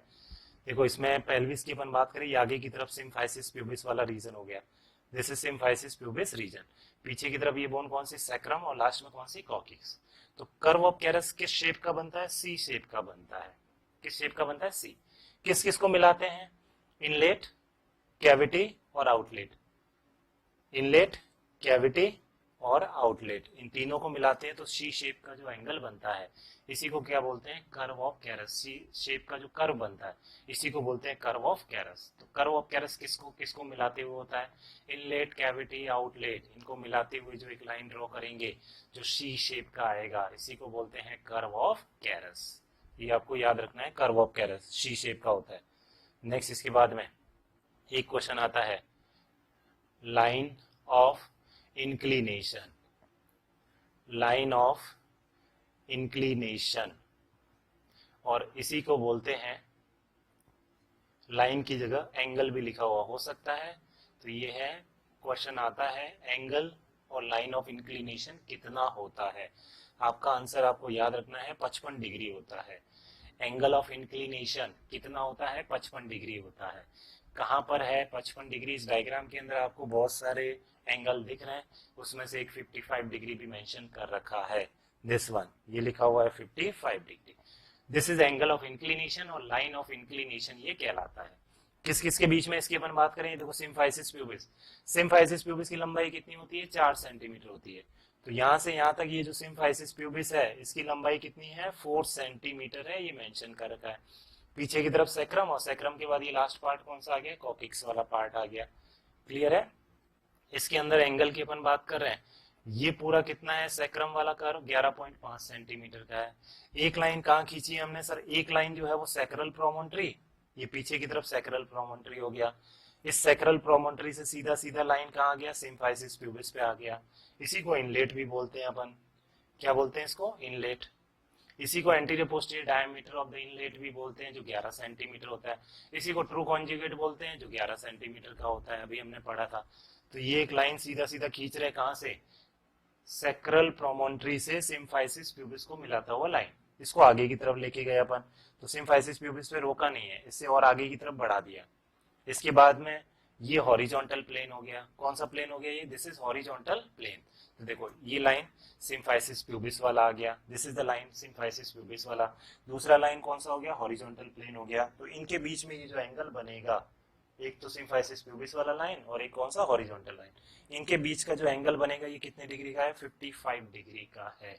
जहाँ कॉकिक्स खत्म हो रहा है, ये इस्चियल ट्यूबरोसिटी वाला पार्ट जिसमें अपन बैठते हैं ये खत्म हो रहा है, इससे मिलाता हुआ एक सीधा लाइन, और दूसरा लाइन कौन सा हो गया, ये लाइन सीधा हॉरिजॉन्टल लाइन हो गया। और इधर की तरफ इस लाइन को आगे बढ़ाया अपन ने सिम्फाइसिस प्यूबिस वाला, सैक्रल प्रोमोन्ट्री वाला। तो ये जो एंगल बन रहा है ये एंगल कितने डिग्री का है सर, 55 डिग्री का है। इसी को क्या बोलते हैं, एंगल ऑफ इंक्लिनेशन बोलते हैं। तो सिंपल सा क्वेश्चन है कितने डिग्री का होता है, आपका आंसर होगा that is 55 degree. Okay, next slide अपन देखते हैं। इस स्लाइड के अंदर पीस लिखा हुआ है, अभी मैंने बोला भी था पीस जो है वो मैनेजमेंट है, किससे रिलेटेड, प्री एक्लेम्पसिया का मैनेजमेंट है। जब पढ़ाया था उस टाइम भी मैंने एक क्विक रिव्यू पीआईएच के बारे में पढ़ाया था, उसमें भी मैंने बोला था कि पीआईएच का मैनेजमेंट जो है वो piece, this is the management for PIH. इस पीस का मतलब क्या है वो इसके अंदर मेंशन है। पी से प्रमोट रेस्ट, प्री एक्लेम्पसिया की कंडीशन में ज़्यादा से ज़्यादा रेस्ट प्रोवाइड करेंगे। फिर ई से क्या है, ensure high protein diet, pre eclampsia की कंडीशन में प्रोटीन यूरिया होता है, प्रोटीन का लॉस होता है, तो मदर को हाई प्रोटीन डाइट जो है वो प्रोवाइड करते हैं। 1 ग्राम पर केजी पर डे। एक्चुअली ये 1 ग्राम पर केजी तो नॉर्मल है, इससे ज़्यादा प्रोटीन जो है वो प्रोवाइड करना पड़ेगा। तो पी से प्रोवाइड रेस्ट, ई से एंश्योर हाई प्रोटीन डाइट, उसके बाद ए से आता है एंटी हाइपरटेंसिव मेडिकेशन, ये मैंने आपको बताया था। ड्रग ऑफ चॉइस कौन सी, लेबेटालॉल। और कॉन्ट्रा इंडिकेटेड कौन सी है, दैट इज एसीई इनहिबिटर्स। उसके बाद मैंने बताया था सी से कन्वर्जन, अगर कन्वर्जन का प्रॉब्लम है, ये कन्वर्जन ना आए, उसके लिए as a prophylaxis magnesium sulphate provide करेंगे। उसके बारे में हमने पूरा डिटेल में डिस्कस किया था, मैग्नीशियम सल्फेट के बारे में सारे इंपॉर्टेंट पॉइंट मैंने आपको बताए थे। ई से क्या है, इवेलुएट फिजिकल पैरामीटर्स हो गया। फिजिकल पैरामीटर के अंदर ऑप्थेल्मोस्कोपिक एग्जामिनेशन, ब्लड वैल्यूज वगैरह, प्लेटलेट काउंट वगैरह हो गया, ये असेसमेंट जो है, रिफ्लेक्स एक्टिविटी का मॉनिटरिंग, ये सारा असेसमेंट जो है वो करते हैं। तो ये पीस, ये मैनेजमेंट फॉलो करते हैं किसके लिए, that is the pre eclampsia. Short trick है याद रखने के लिए, management for the pre eclampsia. अगले डायग्राम 4T मेंशन है, 4T ये मेंशन है। 4T की अपन बात करें तो 4T दिस, ये जो 4T है ये कॉजेज है, these are the causes of PPH. 4T किसके कॉजेज है? पीपीएच के कॉजेज है। 4T से शुरू होने वाली टर्मिनोलॉजी है। These are the causes of PPH. PPH क्या होता है सर? पोस्टमार्टम हेमरेज, कि डिलीवरी के बाद 500 ml से ज्यादा ब्लड लॉस होता है, वो पीपीएच कहलाता है। 500 ml से ज्यादा ब्लड लॉस क्या कहलाएगा? पीपीएच कहलाएगा। 500 ml से ज्यादा और 1 लीटर यहां तक ब्लड लॉस है तो माइल्ड पीपीएच कहलाता है। 1 लीटर से 2 लीटर के बीच में ब्लड लॉस है तो वो मॉडरेट पीपीएच कहलाता है। और 2 लीटर से ज्यादा ब्लड लॉस है तो वो क्या कहलाएगा? सीवियर पीपीएच कहलाता है। तो माइल्ड, मॉडरेट, सीवियर। 1 लीटर से कम है तो माइल्ड, 500 से ज्यादा तो है ही तभी वो पीपीएच है। 1 लीटर से कम है तो माइल्ड, फिर 2 लीटर से कम है तो मॉडरेट, और 2 लीटर से ज्यादा है तो वो क्या कहलाएगा? सीवियर पीपीएच कहलाएगा। ये तो अमाउंट के हिसाब से अपन बोलते हैं। और ड्यूरेशन के हिसाब से टाइप्स की बात करें तो एक प्राइमरी पीपीएच होता है और एक सेकेंडरी पीपीएच होता है। 24 घंटे के अंदर ब्लीडिंग ज्यादा होना, 500 ml से ज्यादा होना, प्राइमरी पीपीएच कहलाता है। 24 घंटे बाद और 6 सप्ताह के बीच में ब्लीडिंग होना, सर वो सेकेंडरी पीपीएच कहलाता है। Primary PPH, third stage PPH और ट्रू पीपीएच होता है, उसके टाइप्स होते हैं। तो पीपीएच जो है उसकी इटियोलॉजी के अंदर कितने आते हैं? 4T आते हैं। एक टी क्या है? Tone, uterine atonic. Atonic uterus क्या होता है? यूट्रस की टोन का लॉस होना, loss of uterine muscles tone, वो क्या कहलाएगा? एटोनिक यूट्रस कहलाएगा। And atonic uterus important question है, याद रखना है। This is the most common cause of PPH. PPH का सबसे मेन कारण है, most common cause of primary PPH. In fact primary PPH का सबसे मेन कारण कौन सा है? ऑब्जेक्टिव क्वेश्चन हो गया, दैट इज एटोनिक यूट्रस। तो 80% जो पीपीएच होता है, कितना परसेंट? 80% प्राइमरी पीपीएच होता है, उसमें 80% तो कारण फिक्स है कि वो कौन सा है? एटोनिक यूट्रस है। तो एक टी से यूटेराइन एटोनी, यूट्रस की टोन का क्या होना? लॉस होना। लिखते रहना साथ साथ, बार बार मैं बोल रहा हूँ लिखते रहना। नहीं लिखोगे आपका पार्टिसिपेशन नहीं हो पाएगा। आपका पार्टिसिपेशन नहीं होगा तो ये वन वे कम्युनिकेशन चलता रहेगा और इसका फायदा आपको नहीं मिलेगा। मुझे तो रिवाइज करना नहीं है, मुझे तो याद है, मैं आपको पढ़ा रहा हूँ। और जब तक आप पार्टिसिपेट नहीं करोगे, नहीं लिखोगे तो बहुत जल्दी आप फेडअप हो जाओगे। मतलब इस लेक्चर्स को आप ज्यादा देर तक नहीं झेल पाओगे अगर साथ में नहीं लिखोगे तो। क्योंकि दुनिया में पढ़ाई सबसे मुश्किल काम है, इतना आसान नहीं होता है पढ़ाई करना। बोलने वाले के लिए आसान है कि पढ़ाई करो, मैं आपको बोलता रहता हूँ पढ़ाई करो, मेरे लिए आसान है बोलना, लेकिन आपके लिए उतना ही टफ है स्टडी करना। लेकिन क्या करें, करना तो पड़ेगा। आसान होता तो फिर दिक्कत ही कहाँ थी। ठीक है, मुश्किल काम है तभी तो प्रॉब्लम होती है ना। मुश्किल काम को सॉल्व करने में भी अच्छा लगता है। आसान काम होता तो हर कोई सॉल्व कर लेता, फिर किस बात का कंपटीशन रहता। हाँ, मैं जब पढ़ता था मेरे लिए भी मुश्किल था और मुझे पता है कि कितना मुश्किल है, इसलिए मैं आपको बोल रहा हूँ। तो मैं तो निकल गया उस फेज से, मैंने तो पढ़ाई कर लिया था, इसलिए मैं आपको बोल सकता हूँ कि पढ़ाई करो, क्योंकि मैंने किया था। तो आपको भी पूरा एफर्ट्स लगाना पड़ेगा। ठीक है, कैसे भी करके अपने आप को एक्टिव अलर्ट रखो।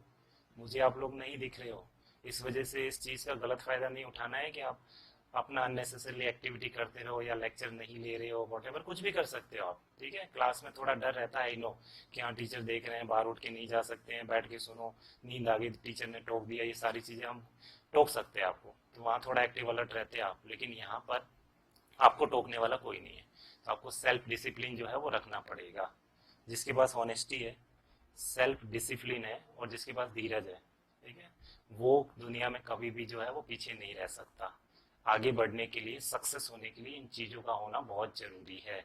ईमानदारी से पढ़ाई करना, बिल्कुल अनुशासन में पढ़ाई करना, धैर्य रखना और कड़ी मेहनत करना, ये सारी चीज़ें अगर जिसके पास है वो बिल्कुल डेफिनेटली 100% सक्सेस होगा। उसको सक्सेस होने से कोई नहीं रोक सकता। वरना वही आधा घंटा हुआ मुंह लटका के बैठ गए और नहीं पढ़ना और जोर आ रहा है, और फिर तो रहने दो, सो ही जाओ तुम। एक काम तो होगा, कम से कम तुम्हारी नींद तो पूरी होगी। समझ रहे हो ना बात को? अपने आप को, खुद को एक्टिव रखो, अलर्ट रखो, ये जिम्मेदारी आपकी है अब। ओके, तो हम डिस्कस कर रहे हैं that is the cause of PPH, primary postmortem haemorrhage. 80% cases में प्राइमरी पीपीएच का मेन कारण क्या है? That is atonic uterus. This is the main cause of primary PPH. एक क्वेश्चन ये याद रखना है। इसके अलावा टिश्यू, रिटेन्ड प्लेसेंटा, अगर थर्ड स्टेज में पूरा प्लेसेंटा एक्सपेल आउट नहीं होता है या प्लेसेंटा का कुछ part, bits of membrane placenta uterus में रह जाते हैं, तो उस कंडीशन में सेकेंडरी पीपीएच हो सकता है।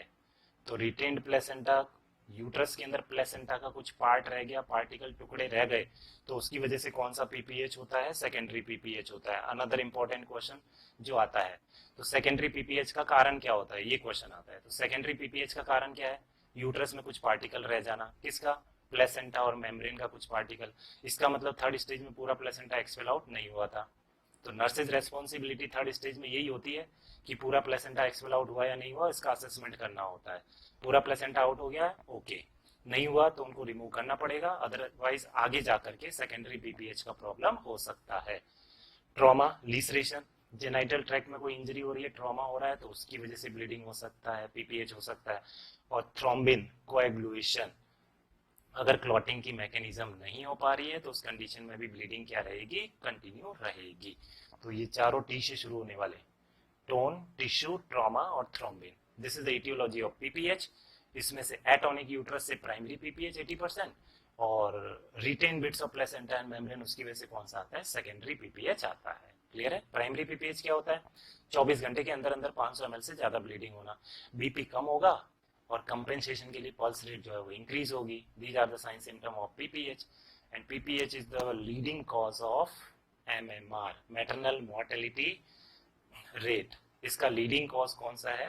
पीपीएच है। भारत में मात्र मृत्यु दर ये सबसे ज्यादा एमएमआर होती है, वो किसकी वजह से? मेन कारण क्या है? Haemorrhage, postmortem haemorrhage. इसलिए ये अपने आप में बहुत ही इंपॉर्टेंट चीज आ जाती है कि डिलीवरी होने के बाद इसलिए चौथा स्टेज रखा गया है, ताकि अगर ब्लड लॉस ज्यादा है इमीडिएटली मैनेज कर सके और मदर को डेथ होने से रोका जा सके, मदर की लाइफ को बचाया जा सके। तो these are the aetiology 4T of PPH, postmortem haemorrhage. Next अगला स्लाइड अपन देखते हैं। इसके अंदर पोस्टमार्टम हेमरेज के बारे में ही मेंशन है इस स्लाइड के अंदर भी। तो इस स्लाइड के अंदर आप देख सकते हैं postmortem haemorrhage after giving birth, बच्चा डिलीवर होने के बाद 6 सप्ताह के बीच में ब्लीडिंग होना 500 ml से ज्यादा, वो कंडीशन क्या कहलाती है? पोस्टमार्टम हेमरेज कहलाता है। इसके अंदर losing more than 500 ml after vaginal delivery, ये तो डेफिनेशन हो गया पीपीएच का। 500 ml से ज्यादा ब्लड लॉस होना, losing 1 litre, more than 1 litre blood after caesarean delivery. अगर नॉर्मल वेजाइनल डिलीवरी है तो 500 ml से ज्यादा ब्लड लॉस पीपीएच कहलाएगा। सिजेरियन सेक्शन है तो 1 लीटर से ज्यादा ब्लड लॉस पीपीएच जो है वो कहलाएगा। नेक्स्ट इसके बाद मैटरनल मॉर्बिडिटी, डेथ और मैटरनल मॉर्टेलिटी जो है वो सबसे ज्यादा मेन कारण कौन सा? हेमरेज है। तो मैटरनल मॉर्टेलिटी रेट, इसका मेन कारण जो है वो कौन सा हो गया? पीपीएच हो गया, पोस्टमार्टम हेमरेज। इसके अलावा लिखा हुआ इसके अंदर प्राइमरी पीपीएच क्या होता है? विद इन 24 आवर, 24 घंटे के अंदर ब्लीडिंग होती है, वो प्राइमरी पीपीएच कहलाता है। नेक्स्ट इसके बाद इसके अंदर लिखा हुआ है decrease more than equal to 10% haematocrit value. PPH अगर होता है तो हिमेटोक्रिट वैल्यू जो है वो 10% और उससे ज्यादा का डिक्रीज इसके अंदर देखने को मिलता है, क्योंकि ब्लड लॉस हो रहा है। Next changes in mother, mother के अंदर क्या चेंजेस आएंगे पीपीएच के अंदर? हार्ट रेट कम होगी या ज्यादा होगी? सर हार्ट रेट इनिशियली तो कंपेंसेट करने के लिए बढ़ेगी। Rise in pulse rate and falling blood pressure, these are the characteristics evidence of the PPH, postmortem haemorrhage. इसलिए डिलीवरी होने के बाद भी लगातार ब्लड प्रेशर मॉनिटर करते रहते हैं। कितनी देर में मॉनिटर करते हैं सर ब्लड प्रेशर? डिलीवरी होने के बाद ब्लड प्रेशर लगातार मॉनिटरिंग करते रहेंगे, कम से कम at least 1 hour blood pressure continuously monitoring करते रहते हैं। हर आधे घंटे में बीपी चेक करेंगे, शुरू के 1 घंटे में तो मतलब 1 घंटे में 2 बार बीपी चेक होगा, पल्स हर 15 मिनट में चेक होगी। तो शुरू के 1 घंटे में पल्स तो 4 बार चेक हो जाएगी 15-15 मिनट पर, और बीपी जो है वो 2 बार चेक हो जाएगा। उसके बाद 1 घंटा निकल गया, उसके बाद फ्रीक्वेंसी बढ़ाते जाएंगे, थोड़ा सा इंटरवल बढ़ाते जाएंगे और ये मॉनिटरिंग जो है वो थोड़ा थोड़ा कम करते जाएंगे अगर मदर स्टेबल है तो हार्ट रेट इनिशियली क्या होगा? इंक्रीज होगा। ब्लड प्रेशर क्या होगा सर? डिक्रीज होगा। Fall in blood pressure and rise in pulse rate, that is the postmortem haemorrhage. और क्या लिखा? ऑक्सीजन सैचुरेशन, ऑक्सीजन सैचुरेशन क्या होता जाएगा सर? कम होता जाएगा। SpO2 ये भी डिक्रीज होता जाएगा, क्योंकि ब्लड का क्या हो रहा है? लॉस हो रहा है। तो ये सारी चीजें किससे रिलेटेड है? पोस्टमार्टम हेमरेज से रिलेटेड है।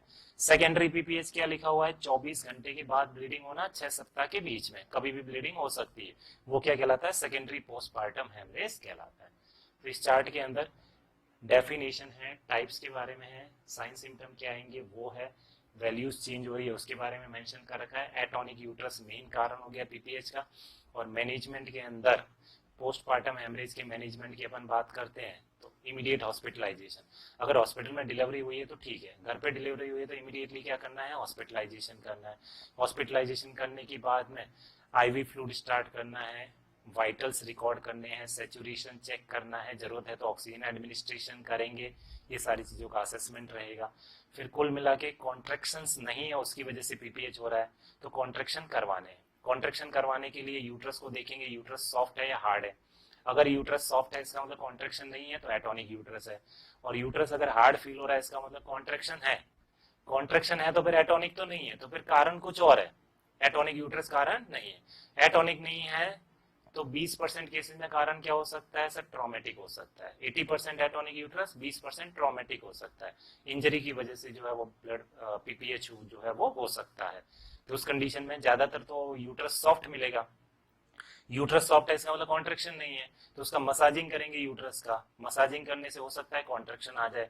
इसके साथ इंजेक्शन ऑक्सीटोसिन या फिर इर्गोमेट्रिन मिथार्जिन यूज करेंगे। इनसे मैनेज नहीं होता तो फिर प्रोस्टाग्लैंडिन का इस्तेमाल करेंगे। प्रोस्टाग्लैंडिन से भी कॉन्ट्रेक्शंस नहीं आते हैं, ब्लीडिंग नहीं रुकती है, तो प्रोस्टाग्लैंडिन के बाद में यूटेराइन टेम्पोनेट काम में लेंगे, जिसमें यूट्रस की पैकिंग करेंगे या बाई मैनुअल कंप्रेशन करेंगे। फिर इसके बाद में अपन मैनेजमेंट की बात करें, इससे भी मैनेज नहीं होता तो लाइगेशन ऑफ यूटेराइन आर्टरी करेंगे, और इस लाइगेशन से भी मैनेज नहीं होता तो लास्ट में हिस्टेक्टोमी प्रोसीजर परफॉर्म करेंगे। हिस्टेक्टोमी सबसे लास्ट मैनेजमेंट है पीपीएच का, ठीक है, ये सबसे लास्ट में फॉलो करेंगे। रेयर केसेस में जरूरत पड़ती है, नॉर्मली इनिशियल मैनेजमेंट से हो जाता है। तो देखो मसाजिंग, ऑक्सीटोसिन, इर्गोमेट्रिन, मिथार्जिन, फिर किसका नंबर आएगा, प्रोस्टाग्लैंडिन, फिर क्या आएगा, यूटेराइन टेम्पोनेट, जिसमें यूट्रस की पूरा पैकिंग करना या यूट्रस का कंप्रेशन दोनों हाथों के बीच में, बाई मैनुअल कंप्रेशन। इससे भी नहीं होता तो यूट्रस आर्टरी का लाइगेशन करेंगे, और इससे भी नहीं होता है तो फाइनल ट्रीटमेंट क्या रहता है, हिस्टेक्टोमी रहता है। अगर मदर को पीपीएच हुआ है तो नर्सेस का सबसे पहला काम क्या है, फर्स्ट एक्शन, अगर मदर को पीपीएच है तो call for extra help. Extra help के लिए बाकी कलीग्स को, बाकी सपोर्ट के लिए अदर नर्सेस को जो है वो बुलाना है, डॉक्टर वगैरह को इन्फॉर्म करना है। Call for extra help, this is the initial nursing action in case of PPH. PPH में पहला नर्सिंग एक्शन एक्स्ट्रा हेल्प के लिए बुलाना है, बाकी सारी चीजें बाद में कंटिन्यू करेंगे। तो ये एक ओवरव्यू है पीपीएच के बारे में, पोस्टपार्टम हेमरेज। मैं केवल शॉर्ट आपको ओवरव्यू बता रहा हूँ क्योंकि एग्जाम आपका नजदीक है, इतना टाइम नहीं है, तो कुछ इंपॉर्टेंट चीजों के बारे में ही हम डिस्कस कर रहे हैं। अगली स्लाइड की तरफ चलते हैं। इसके बारे में हमने पढ़ा था रीडा, और अभी ये वर्ड आया भी था रीडा। रीडा किससे रिलेटेड है सर, रीडा जो है ये एपिसियोटोमी प्रोसीजर के बाद वाली कंडीशन हो गया, इवेल्युएशन ऑफ एपिसियोटोमी हीलिंग। कि एपिसियोटोमी जो इंसिजन लगाया था, एपिसियोटोमी कब लगाते हैं, क्राउनिंग से पहले लगाते हैं। क्यों लगाते हैं, वेजाइनल इंट्रोइटस स्पेस ज्यादा हो सके और बच्चे की डिलीवरी आसानी से हो सके, उसके लिए एपिसियोटोमी प्रोसीजर परफॉर्म करते हैं। Mediolateral is the most common type of episiotomy. चार टाइप में से मीडियोलेटरल सबसे कॉमन है एपिसियोटोमी। एनेस्थीसिया इनफिल्ट्रेशन एनेस्थीसिया काम में लेते हैं, 10 ml 1% लिग्नोकेन। ये सारी चीजों के बारे में ऑलरेडी हमने डिस्कस किया था, डिटेल में इनके बारे में पढ़ा था। एपिसियोटोमी के लिए ब्रॉन्ज एपिसियोटोमी सीजर्स जो है वो काम में लेते हैं। Episiotomy second degree perineal tear है, perineal tear first degree, second degree, third degree, fourth degree क्या होते हैं, ये भी डायग्रामेटिकली पूरा हमने डिस्कस किया था। तो रीडा क्या है, इवेल्युएशन ऑफ एपिसियोटोमी हीलिंग, इसके लिए रीडा स्केल जो है वो काम में लेते हैं। आर से क्या है, रेडनेस, ई से एडिमा, ई से इकाइमोसिस, डी से डिस्चार्ज, डी से ड्रेनेस, और ए से अप्रोक्सीमेशन। ये फुल फॉर्म हो गया इस एक्रोनिम का। तो रेडा की फुल फॉर्म ये है। जितना ये चीजें कम आएगा, रेडा स्केल जितना कम आएगा उतना ये है कि हीलिंग बहुत बेटर हो रही है, यानी रेडनेस कम आ रही है, एडिमा कम है, इकाइमोसिस का प्रॉब्लम नहीं है, मतलब हीलिंग अच्छे से हो रही है। तो आपको याद रखना ऑब्जेक्टिव क्वेश्चन, रेडा स्केल किससे रिलेटेड है, that is related with the episiotomy healing, और फुल फॉर्म इसका याद रखना, इसका मीनिंग क्या होता है। नेक्स्ट वन, एक मैंने आपको बताया था स्पिन, ये स्पिन बार्किट म्यूकस है। स्पिन बार्किट म्यूकस जो है इसके अंदर मेंशन कर रखा है स्पिन बार्किट म्यूकस। ये जो स्पिन बार्किट म्यूकस है, ये spinnbarkeit mucus detection of ovulation किसका पता लगाने के लिए है सर, ये ओवुलेशन का पता लगाने के लिए होता है। स्पिन बार्किट म्यूकस किससे रिलेटेड हो गया, डिटेक्शन ऑफ द ओवुलेशन, कि फीमेल में ओवुलेशन हो रहा है नहीं हो रहा है उसका पता लगाने के लिए कर सकते हैं। स्पिन बार्किट म्यूकस क्या होता है, देखो ये दो स्लाइड्स है, इन दो स्लाइड के बीच में क्या लिया है, सर्वाइकल सिक्रीशन लिया है। क्या लिया है? सर्वाइकल म्यूकस लिया है। तो इस सर्वाइकल म्यूकस को दोनों स्लाइड के बीच में, एक स्लाइड के ऊपर सर्वाइकल म्यूकस को रखा, दूसरी स्लाइड उसके ऊपर रखी, फिर स्लाइड को अलग किया। अलग करने पर ये सर्वाइकल म्यूकस पूरा स्ट्रेच हो रहा है, खिंच रहा है, ये टूट नहीं रहा है। तो स्पिन बार्किट का मतलब ही क्या है? Stretching property of the cervical mucus. Cervical mucus का स्ट्रेचिंग प्रॉपर्टी, ये 10 सेंटीमीटर तक खिंच रहा है, टूटेगा नहीं। अगर ऐसा होता है, कितना? 10 सेंटीमीटर। तो 10 सेंटीमीटर तक खिंच रहा है, टूटेगा नहीं, इसका मतलब फीमेल में ओवुलेशन हुआ है। ये इंडिकेट करेगा फीमेल में ओवुलेशन हुआ है। और 10 सेंटीमीटर से पहले ही स्ट्रेच करने पर टूट जाता है, इसका मतलब ओवुलेशन की प्रोसेस नहीं हुई है। तो ये स्पिन बार्किट म्यूकस किससे रिलेटेड है? सर, स्पिन बार्किट म्यूकस जो है वो ओवुलेशन का पता लगाने से रिलेटेड है। क्लियर है? अगर सर्वाइकल म्यूकस 10 सेंटीमीटर तक स्ट्रेच होता है, इसका मतलब ये है कि फीमेल में ओवुलेशन की प्रोसेस हुई है, और इससे पहले ही ब्रेक हो जाता है, इसका मतलब ओवुलेशन की प्रोसेस नहीं हुई है। स्पिन बार्किट का मतलब है stretching property of the mucus. अगली स्लाइड की तरफ चलते हैं अपन, नेक्स्ट वन। ये डायग्राम है, और ये डायग्राम जो है दिस इज वैक्यूम। ये वैक्यूम इंस्ट्रूमेंट है, और इस इंस्ट्रूमेंट की सहायता से वैक्यूम डिलीवरी जो है वो परफॉर्म कराई जाती है। तो एक फोर्सेप डिलीवरी होती है, फोर्सेप की सहायता से, और एयरलेस कंडीशन की सहायता से डिलीवरी करवाएंगे तो क्या? वैक्यूम कहलाएगा। ये हैंडल हो गया बाहर की तरफ, ये प्रेशर रीडिंग यूनिट हो गया, कितना प्रेशर एडजस्ट करेंगे वो इसके अंदर आएगा। कितना प्रेशर एडजस्ट करेंगे, फाइनल प्रेशर कितना लेते हैं? 0.8 किलोग्राम पर सेंटीमीटर स्क्वायर। ये फाइनल प्रेशर होता है वैक्यूम के अंदर। 0.2 से शुरू करेंगे, 0.2 से बढ़ा के फाइनल कितना? 0.8 किलोग्राम पर सेंटीमीटर स्क्वायर। ओके, तो ये वैक्यूम इंस्ट्रूमेंट है, डिवाइस है, इसकी सहायता से वैक्यूम डिलीवरी परफॉर्म कराते हैं। ये वैक्यूम कप है। ये वैक्यूम कप का जो प्लेसमेंट है वो कहाँ करते हैं? Occipital region. कहाँ पर करेंगे? Occipital region. पीछे की तरफ कौन सा फोंटानेल है? Posterior fontanelle. पोस्टीरियर फोंटानेल के पास में करेंगे। तो ये जो वैक्यूम कप है, इसका प्लेसमेंट कहाँ करते हैं? ये भी क्वेश्चन है, इसको याद रखना है। Near posterior फोंटानेल।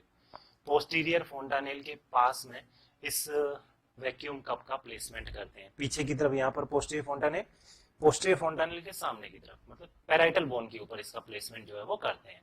तो प्लेसमेंट कहाँ पर होगा इसका? पैराइटल बोन के ऊपर, near the posterior fontanelle. This is the site of placement of vacuum.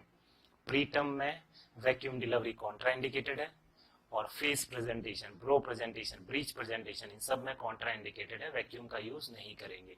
Vacuum केवल वर्टेक्स प्रेजेंटेशन के अंदर इंडिकेटेड है, फेस, ब्रो, ब्रीच इनके अंदर इंडिकेटेड नहीं है। प्रीटर्म में भी वैक्यूम डिलीवरी इंडिकेटेड नहीं है। फाइनल प्रेशर कितना? 0.8। फिर इसके अलावा मैंने आपको शिग्नोन के बारे में भी बताया था। इसके अंदर शिग्नोन क्या होता है? आर्टिफिशियल कैपट सक्सीडेनम। किसमें बनता है ये? वैक्यूम डिलीवरी की कंडीशन में बनता है। आर्टिफिशियल कैपट सक्सीडेनम, इसी को क्या बोलते हैं? शिग्नोन बोलते हैं टर्मिनोलॉजी। किस टाइप की अपीयरेंस होती है वो भी मैंने आपको दिखाया था। तो ये कुछ वैक्यूम से रिलेटेड है, और ये वैक्यूम इंस्ट्रूमेंट है। प्लेसमेंट ऑफ कप मैंने बोला वो कहाँ पर प्लेसमेंट कर रहे हैं? That is near the posterior fontanelle. Placement कहाँ पर होता है? पोस्टीरियर फोंटानेल के पास में। तो फीटल स्कल की अपन बात करें तो फीटल स्कल में पीछे की तरफ कौन सा फोंटानेल रहेगा? पोस्टीरियर फोंटानेल रहेगा। ट्रायंगुलर शेप का पोस्टीरियर फोंटानेल होता है, और डायमंड शेप का कौन सा होता है? एंटीरियर फोंटानेल होता है। तो ये जो पोस्टीरियर फोंटानेल है, इस पोस्टीरियर फोंटानेल के पास में ये लगभग साइट होती है, यहाँ पर वैक्यूम कप का प्लेसमेंट जो है वो किया जाता है। ये एंटीरियर, ये पोस्टीरियर, तो near the posterior fontanelle. Latest practice के अंदर ओमनी कप काम में लिए जाते हैं वैक्यूम डिलीवरी के लिए। ओमनी कप ये लेटेस्ट है जो वैक्यूम डिलीवरी के लिए काम में लिए जाते हैं। And this is the diagram of omni cup. क्या है ये ओमनी कप? किसके लिए काम में आ रहा है? Recent development have removed the needed for cumbersome external suction generator and have incorporated the vacuum mechanism into handheld। मतलब वैक्यूम वाला सारी चीज इस एक हाथ के अंदर ही आ गया। तो ये वाला हिस्सा बाहर की तरफ हाथ में रहेगा एग्जामिनर के, और ये वाला हिस्सा जो है ये फीटल स्कल के ऊपर प्लेसमेंट होगा। ये वाला पार्ट जो येलो कलर का दिख रहा है ये फीटल हेड के ऊपर प्लेसमेंट होगा, और बाहर वाला हिस्सा ये रहेगा, इससे प्रेशर एडजस्ट करना और बेबी को बाहर पुल आउट करना। ये लेटेस्ट है जो काम में लेते हैं। क्या बोलते हैं इनको? ओमनी कप जो है वो काम में लेते हैं। Such devices appear to be more acceptable to patient, ये जल्दी से एक्सेप्टेबल भी हो जाती है, साइज भी कम है, पेशेंट को अननेसेसरली फियर भी नहीं रहेगा और इजीली पेशेंट इसको एक्सेप्ट भी कर लेगा। तो ये लेटेस्ट है ओमनी कप, ये काम में लेते हैं for the vacuum delivery. Next अब कुछ और एमसीक्यू की अपन बात करें, multiple choice question 5-6 MCQ solve कर लेते हैं, इसके बाद इस क्लास को हम फिनिश करते हैं 10-15 मिनट और, फिर इस लेक्चर को फिनिश करते हैं।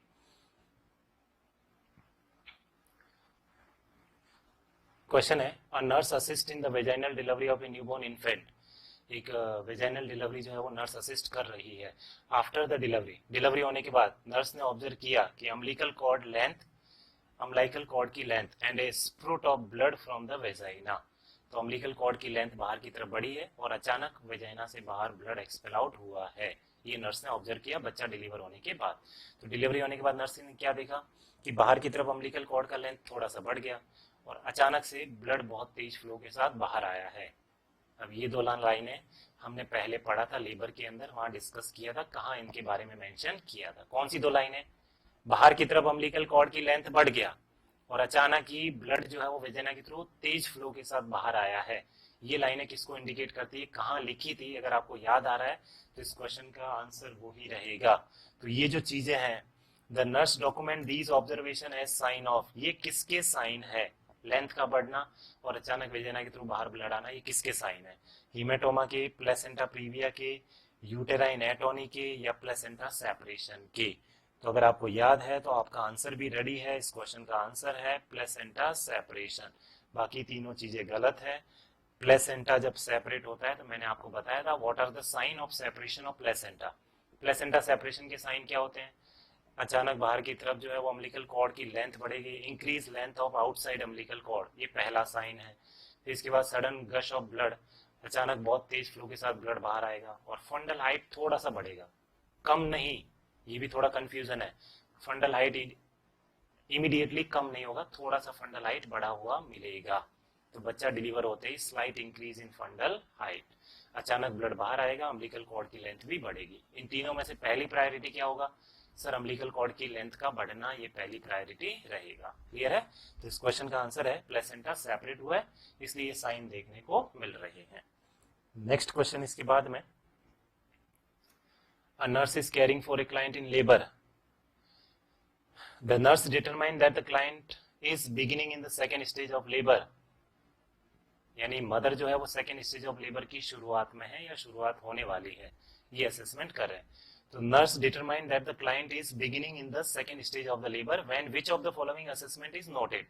तो इन चारों में से ऐसी कौन सी चीज है जो देखने पर ये पता चल रहा है कि अब मदर जो है वो फर्स्ट स्टेज हो गई है, किस में ट्रांसफर हो रही है? सेकेंड स्टेज में ट्रांसफर हो रही है।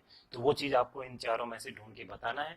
ऑप्शन आपका क्या, आंसर आपका क्या होगा, उन चारों में से एक चूज करना है। क्या बताना है कि फर्स्ट स्टेज खत्म हो गई, अब मदर सेकेंड स्टेज में ट्रांसफर हो रही है, वो साइन कौन सा है? पहला लिखा हुआ है the client begin to expel clear vaginal fluid, clear vaginal fluid आ रहा है। The contractions are regular contractions हो रहे हैं। तो कॉन्ट्रैक्शन रेगुलर तो फर्स्ट स्टेज में भी होते हैं, इसको हटा देते हैं। Next, the membrane have rupture, membrane rupture हो गई है। और नेक्स्ट क्या है? Cervix is dilated completely, cervix का डायलेशन कंप्लीट हो गया। कितना डायलेशन? 10 सेंटीमीटर। तो याद करो फर्स्ट स्टेज ऑफ लेबर क्या होती है? Sir first stage of labour में फुल डायलेशन ऑफ सर्विक्स होता है। ट्रू लेबर पेन से फुल डायलेशन ऑफ सर्विक्स कितना होता है? 10 centimetre full dilation of cervix होता है। सर ये 10 सेंटीमीटर कंप्लीट हो गया है, मतलब अब कौन सी स्टेज चालू हो रही है? सेकेंड। तो इस क्वेश्चन का राइट आंसर क्या है? D is the right answer of this question, कि अब मदर जो है सर्विक्स का डायलेशन कंप्लीट हो गया, फर्स्ट स्टेज खत्म हो गई, अब कौन सी स्टेज में ट्रांसफर होगी? सेकेंड स्टेज में ट्रांसफर होगी।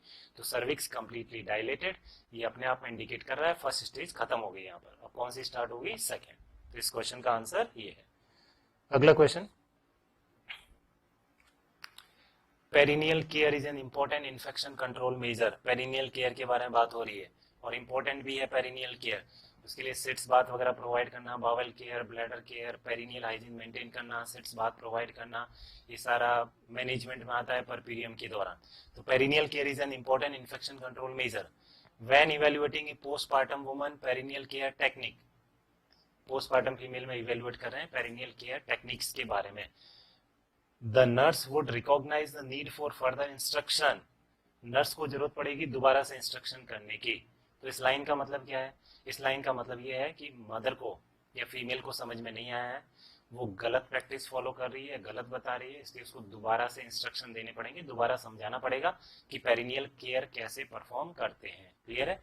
तो तीन बातें तो इसमें से सही है। जो मदर बोल रही है कि मुझे पेरिनियल केयर करना है तो मैं ऐसे ऐसे पेरिनियल केयर परफॉर्म करूंगी, तो तीन बातें तो सही बोल रही है। एक बात वो गलत बोल रही है, गलत बोल रही है तो उसको दोबारा से इंस्ट्रक्शन देना पड़ेगा। तो कौन सी गलत बात बोल रही है वो इस क्वेश्चन का आंसर है, क्योंकि पूछा गया है नीड फॉर फर्दर इंस्ट्रक्शन, दोबारा से इंस्ट्रक्शन देने की जरूरत पड़ रही है। तो कौन सी गलत बात बोल रही है mother? Use soap and warm water to wash the vulva and perineum, mother बोल रही है कि मैं वल्वा और पेरिनियम को क्लीन करने के लिए वार्म वाटर और सोप का इस्तेमाल करूंगी। तो बिल्कुल सही है, क्लीनिंग कौन से वाटर से करेंगे? वार्म वाटर से ही करेंगे, ल्यूक वार्म वाटर से। Next, washes from symphysis pubis back to episiotomy, सामने से बैक की तरफ क्लीनिंग करेंगे, सिम्फाइसिस प्यूबिस से एपिसियोटोमी की तरफ क्लीनिंग होगा। दूसरा ये है। तीसरा, मदर कह रही है कि चेंजेस हर perineal pad every 2 to 3 hour, हर 2 से 3 घंटे में पेरिनियल पैड को चेंज करूंगी, मदर ये बोल रही है। और चौथा ऑप्शन क्या है? चौथा ऑप्शन है uses the peri bottle to rinse upward into her vagina, peri bottle का यूज करेंगे पेरिनियल रीजन को क्लीन करने के लिए। और ये क्लीनिंग किधर से होगी? Peri bottle to rinse, clean करना है अपवर्ड इनटू हर वेजाइना, यानी कि एपिजियोटोमी से वेजाइना की तरफ क्लीनिंग करेंगे। ये चौथा ऑप्शन है। एपिजियोटोमी से किधर की तरफ आएंगे? वेजाइना की तरफ। तो देखो पहला ऑप्शन आपका आंसर आपने लिख लिया होगा, मैं आपको करेक्ट आंसर बता रहा हूँ। इसके अंदर पेरिनियल केयर कैसे परफॉर्म करना है। तो एक मदर ने बोला uses soap and warm water, ये बिल्कुल सही है, इसी टाइप से पेरिनियल केयर प्रोवाइड करना है। और मदर बोल रही है कि मैं ऐसे पेरिनियल केयर करूंगी, मतलब इसको और समझाने की जरूरत नहीं है, इसको समझ में आ गया है। दूसरा, washes from symphysis pubis back to episiotomy, symphysis pubis सामने से बैक की तरफ क्लीनिंग करना है, ये भी बिल्कुल सही है।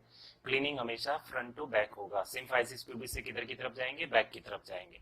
तीसरा, पेरिनियल पैड हर 2 से 3 घंटे में चेंज करेंगे, ये भी बिल्कुल सही है, क्योंकि डिलीवरी के बाद लोकियल सिक्रीशन, लोकिया रुब्रा, ये सिक्रीशन आएंगे, तो पेरिनियल पैड हर 2 से 3 घंटे में चेंज करना है ताकि इन्फेक्शन ना हो, ये भी बिल्कुल सही है, हर 2 से 3 घंटे में पेरिनियल पैड को चेंज करना चाहिए। लास्ट है, use the peri bottle, uses the peri bottle to rinse upward into vagina, मतलब एपिसियोटोमी, बैक से फ्रंट की तरफ आएंगे, एपिसियोटोमी से वेजाइना की तरफ क्लीनिंग करेंगे। ये तीनों सही बोल रही है, इंस्ट्रक्शन की जरूरत नहीं है, ये गलत बता रही है मदर। अगर मदर ऐसी प्रैक्टिसेस फॉलो कर रही है मतलब वो गलत कर रही है, गलत कर रही है, इसलिए उसको दोबारा से इंस्ट्रक्शन देने पड़ेंगे। तो इस क्वेश्चन का राइट आंसर क्या है? Sir D is the right answer of this question. अगर एपिसियोटोमी से वेजाइना की तरफ क्लीनिंग होगा तो एपिसियोटोमी में कट लगाया है, वहाँ कुछ ब्लड के क्लॉट्स वगैरह हो सकते हैं, डेड टिश्यू वगैरह है, वो क्लीन होके वेजाइना की तरफ आएंगे, वेजाइना के अंदर वो ब्लॉक हो सकते हैं, उसकी वजह से वेजाइना का इन्फेक्शन होने के चांसेस है, इसलिए ये प्रैक्टिस फॉलो नहीं करेंगे। क्लीनिंग हमेशा सिम्फाइसिस प्यूबिस से एपिसियोटोमी की तरफ जो है वो रहेगी। क्लियर है ये क्वेश्चन? आगे बढ़ते हैं अगले क्वेश्चन की तरफ। Next one, which measures would be least effective in preventing postpartum hemorrhage, postpartum haemorrhage को प्रिवेंट करने के लिए, किसको प्रिवेंट करना है? पीपीएच को प्रिवेंट करना है, तो उसके लिए लीस्ट इफेक्टिव, अब देखो वर्ड्स के ऊपर फोकस करना है, क्या लिखा हुआ है? लीस्ट इफेक्टिव का मतलब क्या है? जो सबसे कम प्रभावी है, मतलब जो सबसे कम काम का है, जिससे पीपीएच मैनेज होने के चांसेस कम है, तो ये आपको चूज करना है। मोस्ट इफेक्टिव नहीं पूछा है, मोस्ट इफेक्टिव पूछते हैं तो सबसे बेस्ट मेथड की बात करते हैं, लीस्ट इफेक्टिव पूछा है मतलब वो करेंगे नहीं करेंगे इतना फर्क नहीं पड़ेगा, बहुत कम रोल प्ले करेगा पीपीएच को मैनेज करने में, तो वो कम वाला आपको चूज करना है, ये लीस्ट इफेक्टिव का मतलब है। मोस्ट लाइकली, लीस्ट लाइकली, इनका डिफरेंस बताया था, वही मोस्ट और लीस्ट का मतलब, मोस्ट मतलब सबसे बेस्ट और लीस्ट मतलब सबसे कम वाला, तो सबसे कम वाला चूज करना है। Administer Methergine 0.2 mg every 6 hours for 4 doses as order, Methergine का इंजेक्शन लगाना है। मिथार्जिन क्या काम करेगा सर? यूट्राइन कॉन्ट्रैक्शन करेगा, यूट्राइन कॉन्ट्रैक्शन जितने अच्छे होंगे उतना ब्लीडिंग कम होगी, ब्लीडिंग कम होगी तो पीपीएच नहीं होगा, ये तो करेंगे, बिल्कुल सही है। Encourage the woman to avoid void every 2 hour, mother को एंकरेज करेंगे हर 2 घंटे में यूरिनेशन के लिए, हर 2 घंटे में यूरिनेशन करेंगे तो ब्लैडर के ऊपर अननेसेसरली प्रेशर नहीं आएगा, जितना ब्लैडर फिल होगा उतना ही यूट्रस का फंडस पार्ट जो है वो ऊपर की तरफ जाएगा, यूट्रस उतना ही पोजीशन चेंज होगा, इसलिए ब्लैडर को फील ज़्यादा नहीं करने देना है पोस्टमार्टम पीरियड में, हर 2 घंटे में यूरिनेशन के लिए जाना है। दूसरा ये मैनेजमेंट हो गया। तीसरा, massage the fundus every hour for the first 24 hours following birth. जन्म के बाद पहले 24 घंटे में हर घंटे यूट्रस का मसाजिंग करना है पीपीएच को मैनेज करने के लिए। और लास्ट क्या है, teach the woman the importance of rest and nutrition. Rest और न्यूट्रिशन का क्या इंपॉर्टेंस है हीलिंग को इम्प्रूव करने में, इसके बारे में एजुकेशन प्रोवाइड करेंगे। तो इनमें से 3 तो सही मेथड है, एक सबसे कम वाला जो यूज करेंगे अपन। इंजेक्शन तो लगाना ही लगाना है, ये तो जरूरी है, तो मोस्ट में आ जाता है। हर 2 घंटे में वॉइडिंग के लिए भी बोलेंगे, ये भी पीपीएच को मैनेज करने में काम आएगा। उसके बाद डी जो ऑप्शन है, teach the woman the importance of rest and nutrition to enhance healing, बिल्कुल सही है भी। रेस्ट का और हीलिंग के लिए न्यूट्रिशन की इंपॉर्टेंस और रेस्ट की इंपॉर्टेंस बहुत ही जरूरी है। हीलिंग के लिए रेस्ट भी होना चाहिए और न्यूट्रिएंट भी बहुत इंपॉर्टेंट रोल प्ले करते हैं। हीलिंग से रिलेटेड विटामिन कौन सा है, विटामिन सी। प्रोटीन और विटामिन सी हीलिंग के लिए सबसे बेस्ट होते हैं, तो ये न्यूट्रिशन वाला पार्ट आ गया, ये भी जरूरी है। तो फिर सबसे कम जरूरी कौन सा है, मसाजिंग। यूट्रस का मसाजिंग कब करते हैं, जब यूट्रस सॉफ्ट होता है, बोगी यूट्रस होता है। मसाजिंग कब करेंगे, जब यूट्रस कैसा है, बोगी। बोगी यूट्रस या सॉफ्ट यूट्रस। बोगी शब्द हिंदी में दलदला जिसको अपन बोलते हैं, मतलब वो ये सॉफ्ट यूट्रस। सॉफ्ट यूट्रस क्या होता है, जिसमें कॉन्ट्रैक्शंस नहीं होते हैं। Atonic uterus is soft uterus, bogie uterus. तो मसाजिंग कब करते हैं, जब कॉन्ट्रैक्शन नहीं है। अगर कॉन्ट्रैक्शन है तो मसाजिंग की आवश्यकता नहीं रहती है। तो मसाजिंग जो है वो सबसे लीस्ट इफेक्टिव मैनेजमेंट है पीपीएच के लिए। बाकी मैनेजमेंट जो है वो काम में लेंगे ताकि पीपीएच की प्रॉब्लम ना हो। क्लियर है, तो इसका आंसर है मसाजिंग सबसे लीस्ट इफेक्टिव एस्पेक्ट होगा मैनेजमेंट का, टू मैनेज पीपीएच और to prevent postmortem haemorrhage. Prevention की बात कर रहे हैं, ये सबसे लीस्ट इफेक्टिव होगा। नेक्स्ट क्वेश्चन इसके बाद में, a nurse in the labor room is performing a vaginal assessment on a pregnant client in labor. The nurse notes the presence of the umbilical cord protruding from the vagina. umbilical cord, nurse ने देखा, female का assessment किया, umbilical cord बाहर आई हुई पड़ी है। इस lecture का स्टार्टिंग हमने इससे किया था, कॉर्ड प्रोलेप्स से, वही चीज यहाँ पर है। और फिर मैंने पूछा था कि इसका मैनेजमेंट क्या होगा, बस वही वाला क्वेश्चन है ये जो इस लेक्चर का शुरुआत किया था हमने। So a nurse in the labor room is performing a vaginal assessment on a pregnant client in labor. The nurse notes the presence of the umbilical cord protruding from the vagina. umbilical cord vagina के through बाहर आ चुकी है, मतलब cord prolapse की condition है ये। तो which of the following would be the initial nursing action? तो इस कंडीशन में initial nursing action क्या होगा, ये क्वेश्चन है। तो initial nursing action क्या होगा, place the client in Trendelenburg position, mother को Trendelenburg position देंगे। Call the delivery room to notify the staff that the client will be transported immediately, दूसरा ऑप्शन ये है। तीसरा ऑप्शन क्या है इसके अंदर, gentle push the cord into the vagina. ये 3 ऑप्शन है। तो मैंने आपको बताया था नर्स का पहला एक्शन क्या होगा, नर्स का पहला एक्शन ये है कि सर इस कंडीशन में सबसे पहले पोजीशन प्रोवाइड करेंगे। कौन सी position, Trendelenburg position, foot elevated position, ताकि अम्बिलिकल कॉर्ड के ऊपर से प्रेशर रिलीव हो सके। इसके बाद में डिलीवरी रूम नोटिफाई करना, ये सारी चीजें बाद में रहेगी, ट्रांसपोर्टेशन। और gently push the cord into the vagina, ये डॉक्टर का काम होगा, स्टेराइल ग्लव हैंड से डॉक्टर जो है वो पुश करेगा। बाकी अपना काम तो क्या है, सबसे पहले पोजीशन प्रोवाइड करना। क्लियर है, जो अपन ने पढ़ा था cord prolapse, cord presentation, occult prolapse, उसका मैनेजमेंट, उससे रिलेटेड ये क्वेश्चन आ गया। ओके, इस लेक्चर का लास्ट क्वेश्चन आज का, इसके बाद इस लेक्चर को फिनिश करते हैं। A client is admitted to the birthing suite in early active labour. Mother जो है वो एडमिट हुई है बर्थिंग सूट के अंदर, कौन सी कंडीशन है, अर्ली एक्टिव लेबर की कंडीशन है। तो प्रायोरिटी नर्सिंग इंटरवेंशन और एडमिशन ऑफ द क्लाइंट, तो इस अवस्था में प्रायोरिटी नर्सिंग इंटरवेंशन क्या होगा। ऑस्कल्टेटिंग फीटल हार्ट रेट, मतलब कोई फीमेल आई है लेबर रूम में एडमिट हुई है, तो सबसे पहला काम क्या होगा, फीटल हार्ट रेट को मॉनिटर करना, ऑब्स्टेट्रिकल हिस्ट्री लेना, asking the client when the last खाना कितने बजे खाया, कब खाया आपने, उसके बारे में पूछना है। या ascertaining whether the membrane were rupture, और ये देखना कि मेम्ब्रेन रप्चर हुई है या नहीं हुई है। इन सब में सबसे पहला काम, आपका आंसर रेडी रखिए, मैं आपको बता रहा हूँ कौन सा सबसे इंपॉर्टेंट काम होगा। ऑब्स्टेट्रिकल हिस्ट्री बाद में ले सकते हैं, सबसे पहला काम नहीं रहेगा। आस्किंग द क्लाइंट कब खाना खाया था, ये भी बाद में अपन पूछ सकते हैं। मेम्ब्रेन का एग्जामिनेशन भी बाद में हो सकता है। तो सबसे पहला काम क्या देखना है, फीटल हार्ट रेट देखना है। पता चले तुमने एडमिशन सारा कर लिया, पूछ लिया खाना कब खाया, हिस्ट्री विस्ट्री कलेक्ट कर लिया, बाद में जाके फीटल हार्ट रेट मॉनिटर करो, एडमिशन वगैरह सारी प्रोसेस कंप्लीट कर लिया, पता चले कि वो फीटल हार्ट रेट आ ही नहीं रही है, कम आ रहा है, और इतनी देर में आपने जितना टाइम इन सब में लगा दिया, क्या पता उतनी देर में उसको इमरजेंसी मैनेजमेंट करते तो उस फीटस को बचाया भी जा सकता था। फिर आपके ऊपर ब्लेम भी लग जाए कि नहीं आए थे तब तो सही था, यहाँ के एक्सपायर हुए इन्होंने नहीं देखा। तो इसलिए सबसे पहला काम क्या रहेगा, हार्ट रेट मॉनिटर करो कि फीटस का हार्ट रेट सही है या नहीं है, बाकी सारे काम उसके बाद में रहेंगे। क्लियर है? तो आज के अपने इस लेक्चर को यही फिनिश करते हैं। अगले लेक्चर के अंदर और एमसीक्यूज को ही हम कंटिन्यू करेंगे और उनके बारे में डिस्कशन करेंगे, ताकि आपका रिवीजन भी साथ साथ होता रहेगा और आपको चीज़ें भी जो है किस टाइप से क्वेश्चन वगैरह सॉल्व करने हैं, ये सारी चीज़ें भी आपका क्लियर होता रहेगा, अगर आप ईमानदारी से अच्छे से पूरा फुल कॉन्सेंट्रेट होकर पढ़ाई कर रहे हो तो। अब टाइम दे ही रहे हो तो अच्छे से अपना टाइम स्टडी को दो। आधा अधूरा टाइम दिया, आधे मन के साथ बैठे हो, आधा मन नहीं है पढ़ाई करने का, ऐसे तो बात नहीं बनेगी। जब आप दे ही रहे हो अपना टाइम तो पूरा टाइम स्टडी को और फुली कॉन्सेंट्रेट होकर, फुल डेडिकेट होकर के अपनी स्टडी को टाइम दो। और यही टाइम है पढ़ने का आपके लिए, बाद में नौकरी लग जाए तो खूब इंजॉय कर लेना। तब तक के लिए पढ़ाई करते रहो। Wish you all the best and thank you very much.